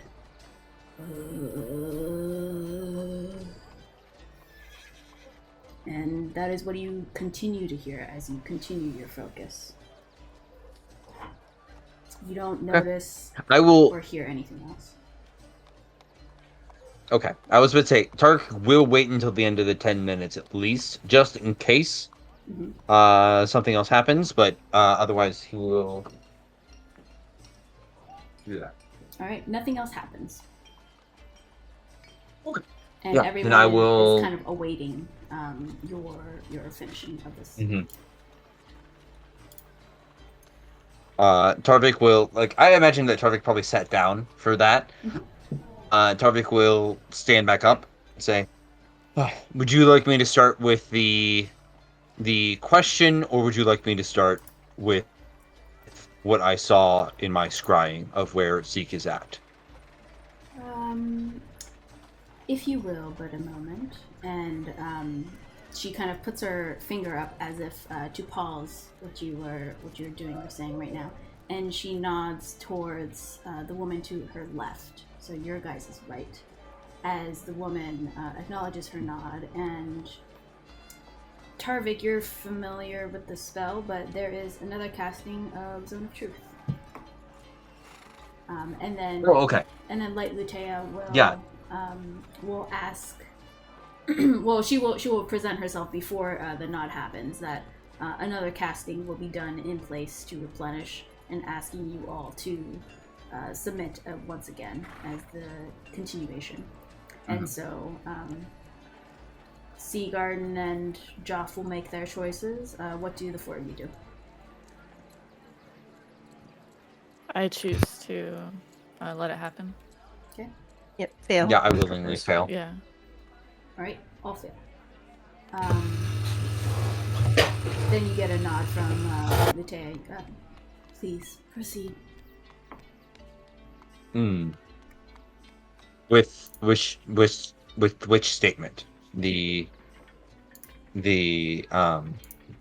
Should I start with the Zeke questioning, or should I answer the question presented to me? You may proceed as you wish. Wonderful. Let's begin with Zeke then. Zeke is currently, as I can see it, unconscious. He is in a cell. He's chained to a wall. Based on my past experience scrying, I have scryed on this room before, and I have seen people. Let's call them necromancers to be official. both killing and then reviving dead bodies. And that's not Tarvik lying if that's wrong. I just honestly am forgetting No, that's the what you last think. thing I Yeah, saw yeah, from yeah. that room was. Okay. Yeah.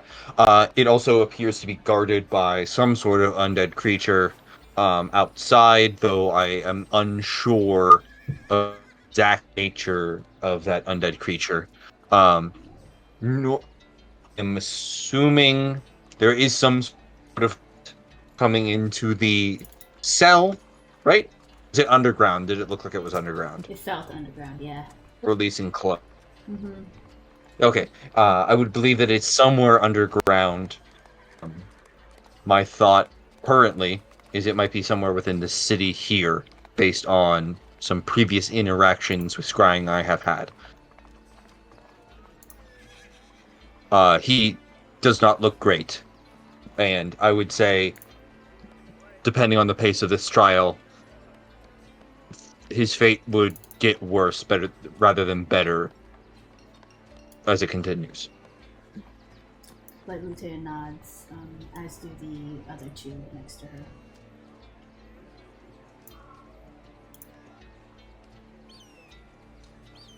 So, are we good with that? Shall I move on to the question at hand? If that is all that you wish to state regarding that matter, yes, you may move on. Wonderful. That was me. I did the light thing. I'll just stare. I'll stare at that general in the eye. Yeah. That was me. Nice. Yep. The general. Speak up and I say, was. me too. Yeah. Me too. The general will. Technically, the light thing was only me. Right, yeah. He did the light thing. I Mhm. did the looking like someone I shouldn't. Mhm. Light Lutea has her gaze kind of shifting between the general and you guys, as the general will again stand up and say, "What was your intent in doing such an action?" These creatures seem to dislike sunlight, and the spell replicated sunlight for a moment. I wanted to see how potent the effects were. The general kind of continues looking towards your guys' direction, but more pointedly at Roland. I wanted to help my friend, Tarvik. He is also a very curious person. If I told him that I was experimenting, I'm sure he would actually probably just get excited by that idea. I was confident there was good reason. And there was. The general will kind of pause with your responses. You can see he kind of strokes his beard a bit with his right hand. No further questions from me, Light. As he nods towards Light Lutea, and he sits down. Light will acknowledge him with a nod and then look towards all of you again, expectantly.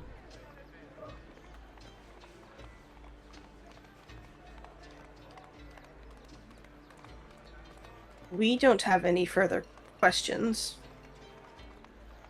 Don't think, not for him. Oh, actually, I guess maybe for Joff. Do you know the location I described there? Are you familiar about an underground place? No. Sorry. Wonderful. With a few more beats of silence as Lutea looks at all of you, she will speak up. Seeing as though there appears to be no further questions, we will resume with the standard question to conclude our investigation into the matter. I will ask the question, and I would like each of you to answer in order from Colonel Seagarden to Mr. Daywin. Did you commit the crime of which you stand accused of? Colonel Seagarner again will take a few beats, very consistent, and she will say, no. So does Joff. Cassandra. No. Rita. I think this is the third time that this question has been asked under a zone of truth, and my answer is still nope. Roland. No. Tarvik. No. No from Tarvik. Are there any mitigating circumstances you wish to be considered when deciding your sentence? Colonel Seagarden will again be very consistent, pause, and then say no. Joff will also say no. Cassandra, Rita, Roland, and Tarvik in order. What are your responses? We have been of service to Duros and Parabor and the mining town I forgot the name of. Vermayan? Vermayan. And we can still be of service by killing these necromancers.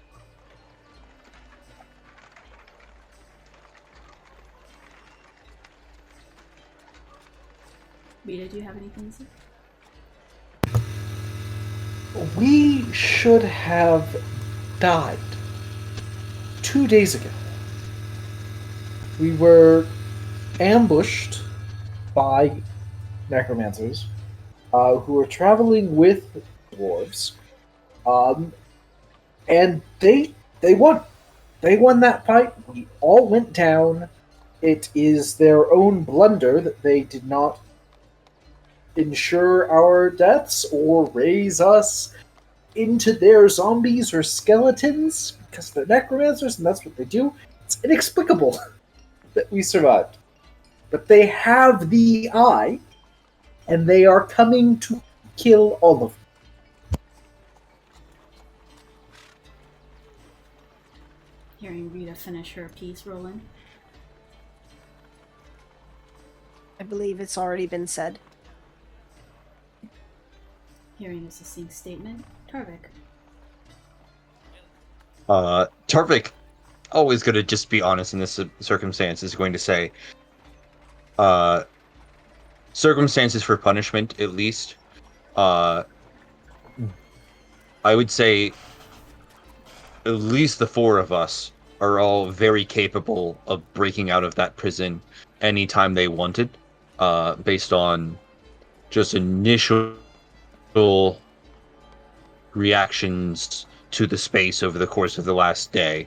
And at any point we could have left of a trace than whoever decided to leave fake Zeke here, there, and just left if we were guilty.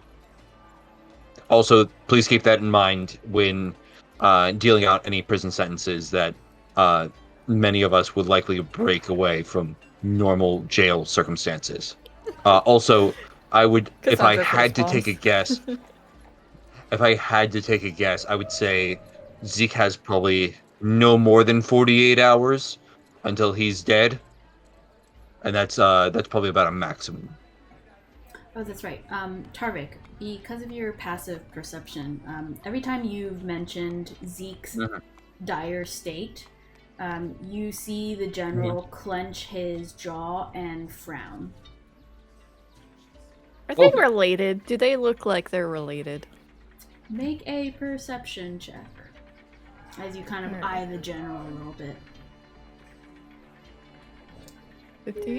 You gather, there might be some resemblance. You're not entirely sure. Is though. I'm upset that he is dying, or is I am so ashamed of how incapable he is as a human being? Make an insight check. Wait, actually, I would love to know that as well. Actually, okay, Tarvik, make an insight check. Unfortunately, Roland, you're not able, with your passive, to quite see the emotions that are running through the general's face. Tarvik, however, you do notice it is a conflict of both. He's both showing concern and also disappointment in the situation. Okay. Tarvik will also say one last statement before finishing up, and just say, also, I do not want to understate that much of whoever's playing happened to kidnap Zeke and replace him with a duplicate. There is a man. His name is Gable, and I feel that he bears a heavy responsibility into this matter. Termination would be my recommendation, if only for myself. In the meantime, I also forgot to describe this, but the two attendants who are sitting at the desks here, you see them both furiously writing. Like, they're constantly scribbling down things, and you see that their focus, they just stare at each other, and you can almost see that they're like zoned out, but you see they're like furiously writing, and like pages and pages of documents and parchment are kind of being leafed through as they run through everything that is kind of happening play by play. So you kind of notice that as everything's happening as well. With that statement, Tarvik, you hear Light Lutea answer. Thank you for your final words. Please, but a few minutes for us to deliberate. Her voice softly kind of ends on that as the chairs kind of creak, sliding against the floor as they all kind of stand up very briefly, and the two make their way over here as they seem to be looking towards each other with like knowing nods and whispering a bit. For a few minutes, you see Light Lutea and all of them nod, and then they return back to their seats.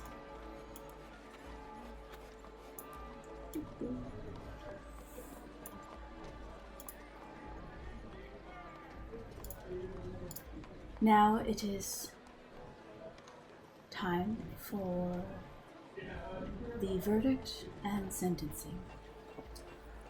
Mr. Joff Roden, it has come to light that you have committed crimes of impersonation of a government official, criminal conspiracy, and illicit services for hire.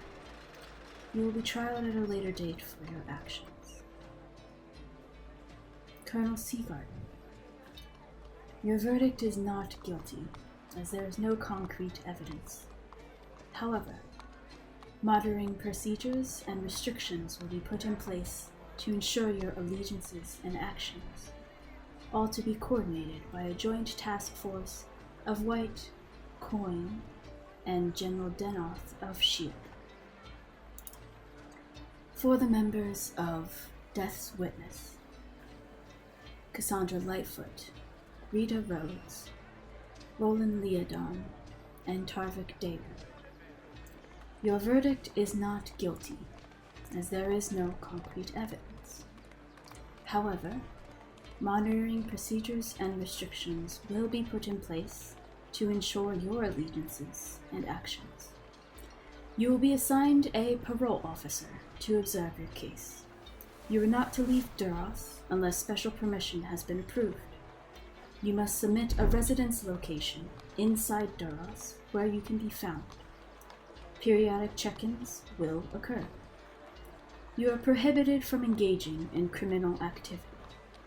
Outside of any approved extensions, you are to report to your parole officer every 10 days at noon, today marking the start, to be questioned about your activities. Failure to report will result in immediate bounty for your arrest.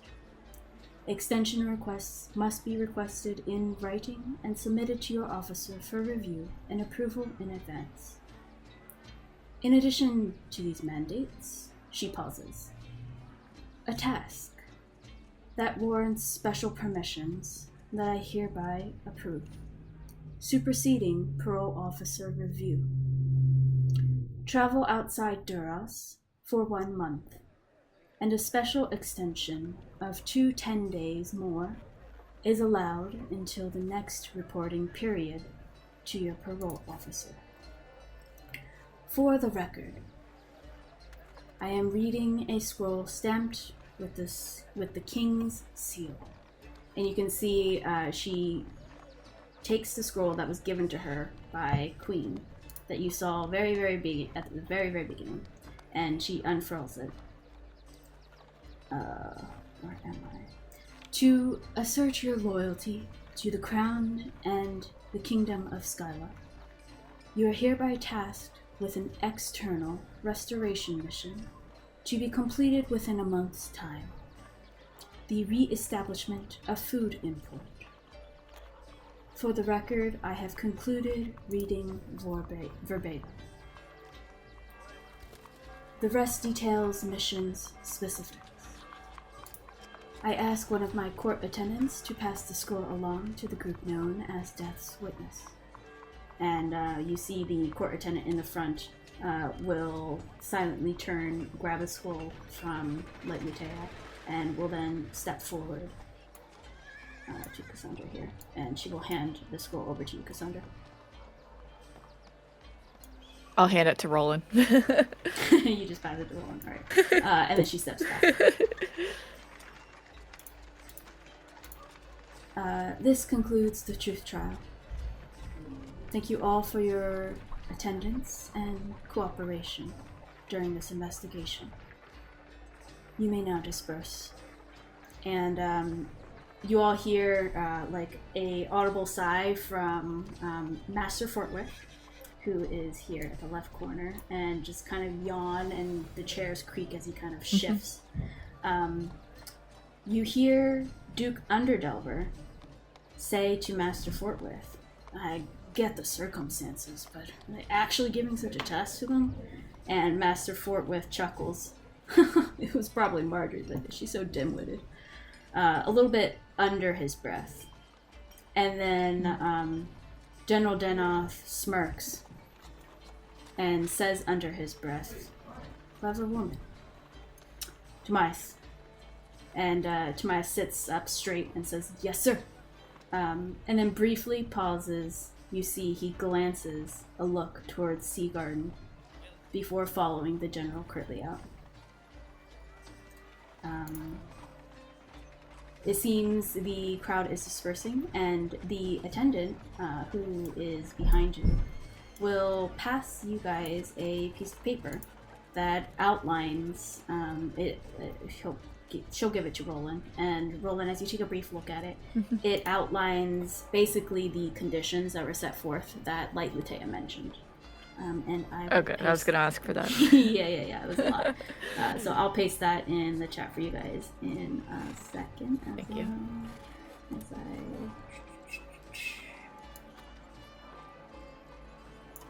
We'll do this part. Monitoring procedures and restrictions.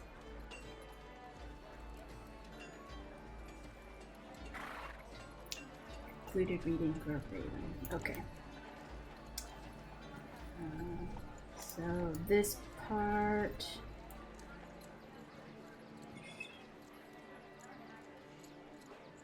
Okay, there's stuff on the scroll, but I'm also going to give you a little bit more of what I read because this is what is said. I will post it in. Let's do Discord because it'll be better for you guys to read. Roll20 is a little bit narrow.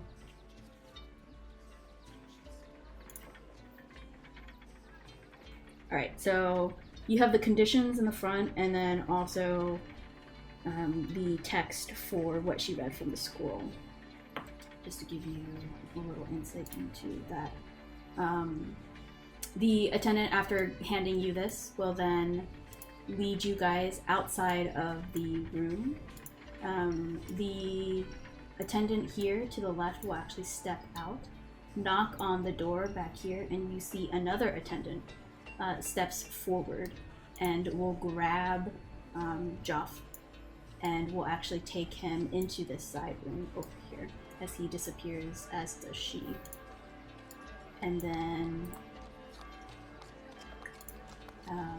she will go back in place. You see Colonel Seagarden stands as she waits for a beat, and then you see this lady actually approach her, and they will exchange a few words. Cassandra and Rita, you're in radius to kind of hear this. And Tarvik, from your passive, you would also hear this. Roland, you're busy looking at the scroll. But you hear the attendant mention to Colonel Seagarden, Colonel Seagarden, please follow me. We will be addressing your procedures. And she will go ahead and take Colonel Seagarden actually around back here, as you see these ladies up here kind of move forward and out of their seats and kind of stand here observing the courtroom kind of dissipate. And they will look at Colonel Seagarden as she goes back. But there's a door right here that she will be led through as Colonel Seagarden then disappears behind the door with the attendant. But all of these guys up here also disperse, and they leave out through this door as the attendant takes you guys away down this way. You guys will be outside of the Justicus Hall, and you have a letter. I'm gonna move you to Jaros because you guys are outside of the hall now. It seems you have been set free with your verdicts, and you have this letter that I will then show you as soon as I find it. Here. As Roland, you take a look at this letter. It reads, to assert your loyalty to the Crown and Kingdom of Skylark, you are hereby tasked with an external restoration mission to be completed within a month's time, the re-establishment of food import. The information therein contained is to remain your knowledge and your knowledge alone. We used to receive steady water food shipments from Gribley Village, which stocked our food stores, in addition to our regular hunting halls. With recent developments, however, our hunting successes wane. Our lands are plagued with death and hunting, and hunting in the surrounding areas have proven meager. Encounters with death creatures with gaping holes for eyes and mouths that shift eerily, called Bonax, along with scant sightings of any creatures, are causing disruption, and we must rely on imports as our sole source. Greenhouse leadership is sickly, and staff overburdened. Thus, this task is being entrusted to you.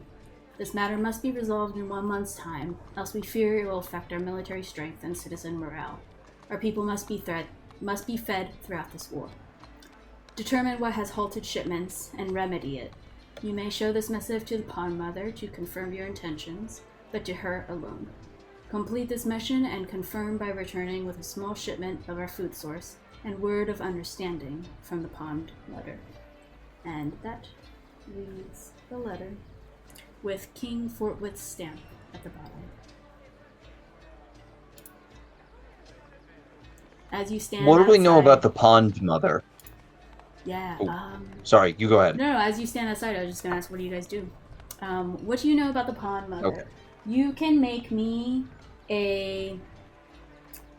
let's do a history check, but all of you are gonna have disadvantage -5. Very surprised if you guys know anything about the Pond Mother. You could I figured we'd ask at least. Yep, for sure. Rita does not make a check. Alright. I'm struggling just a little bit. You said history? Yep.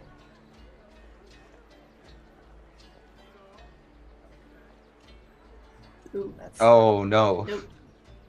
You're very engrossed in this letter and finding out the other details of it. Yeah, you're very not sure anything about the Pond Mother. What about the village that was mentioned? Yeah, Do I know that where you can that just is make or how far or anything like that? Yeah, you can make a. Roland, you can make a history check with advantage because you're familiar with the area. Everyone else can just make a standard history.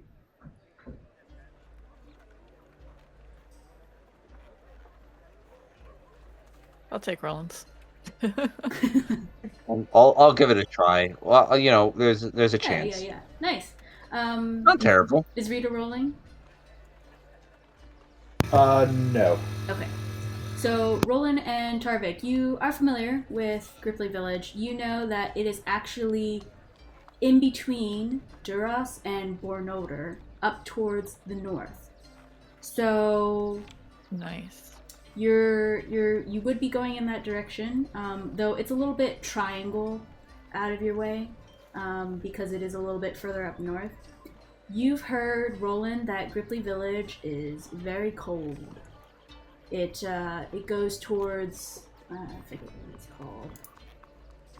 It goes towards the spine of the world, which is very icy and snowy. Not all dissimilar though to the Mariam Vale. You also weathered that terrain, so you're familiar. It would be similar to that, where the further north you go, the tougher it gets. Cool. I'll tell that to the group. Should we try Also, to I'm find just trying to go Zeke back first? Oh, sorry. Sorry, I didn't hear Well- anything. What? So sorry. So can we go back to something real quick before we move on to something else? You said that they 3 people were having a discussion, the Duke and Master Fort Worth and someone else, and either the Duke or Master Fort Worth, I think, said that Marjorie probably was the one that gave us this mission. I assume that refers to the Queen, and 2 of them called her dim-headed, and one, though, said she was smart. Who was the person that said she was smart? General Denoff. General. Thank you so much. Yep. I think I like him. I don't know yet. I do too.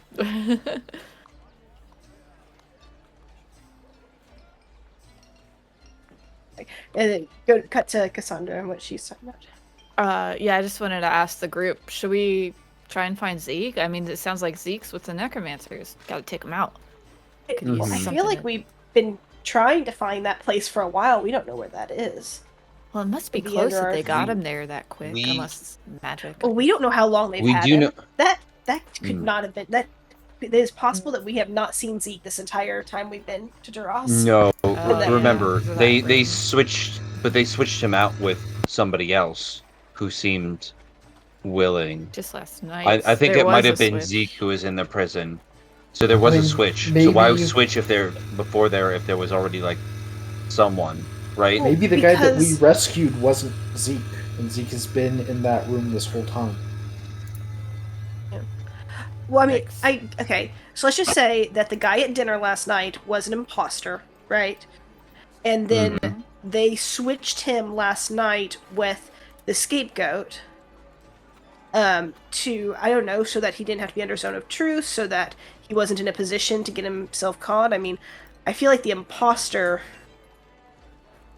was smart to switch himself out last night with this other guy. Right. It was part of a ploy. So I feel like it's still possible that Zeke has been missing for a long time. That may be true. That being said, we do have a lead on where some of the necromancers are, because we know where that little girl is who seems to be working with them is. Yeah. We definitely need to investigate the orphanage before we leave town. Mm-hmm. I'm just saying, but I think if it's nearby, maybe if they're interacting that much, maybe there's some sort of base nearby the orphanage in some way that we could, at least, even if it's a branch of it, if we shut it down, that might help Duras's problems with some of the Kidnappings the monsters around here. Yeah. Oh, yeah, that too. Yeah. Mm. And also, So- I just really want a win. It would be nice to have a win. That was hard. I was gonna say, Yeah. like, I know there. It didn't go great, but I think we handled it well. I think it was It could a have good gone a lot decision worse, I feel like. yeah. I know Rita could have pled guilty. That would have been bad. I mean, honestly, I would rather have the bounty at this point than like help get these people food. Oh, I actually assume that like 90% of this stuff, like especially like checking in every 10 days, I think we'd just rather take the bounty. Honestly, I don't Yeah. think I don't think the Oh. crown has enough money that they would be willing to pay to bring us in. Honestly, Do you think we could kidnap our parole officer and just like lug him around with us? And I feel like that would just like solve the problem, right?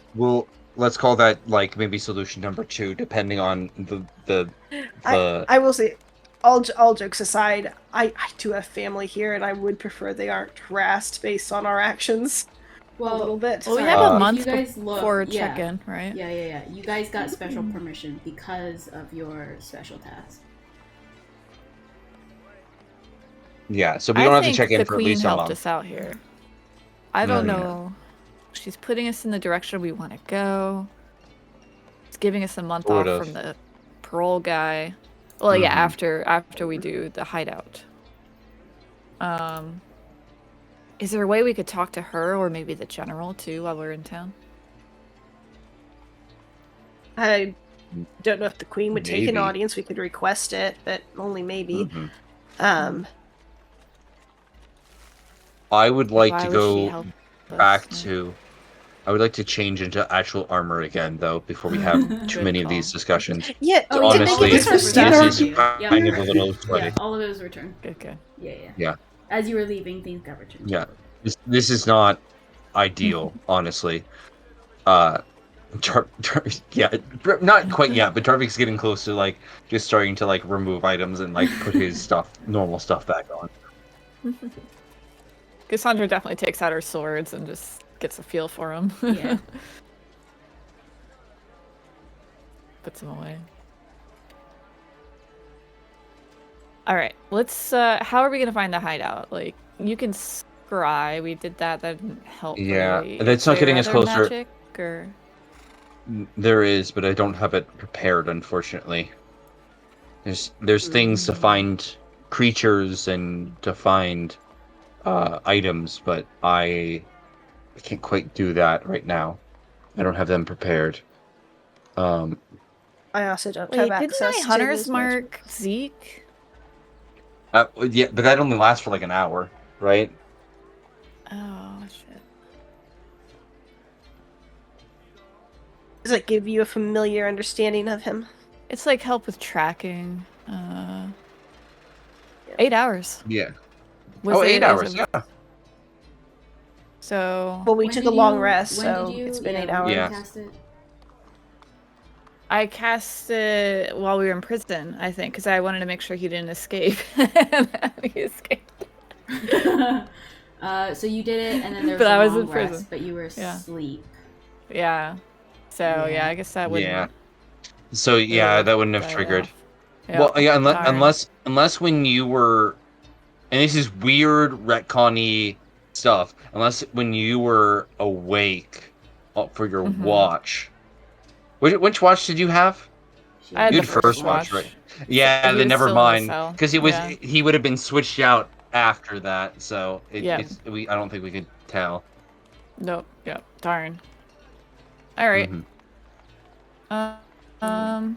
We could try some good old fashioned detective work. You know, you don't have to I use magic mean, for everything. Just go I was about for to say, doesn't tracks. your sister work for the orphanage? Maybe she'll have some Yeah, knowledge that about too. Yeah, she that. knows about that girl.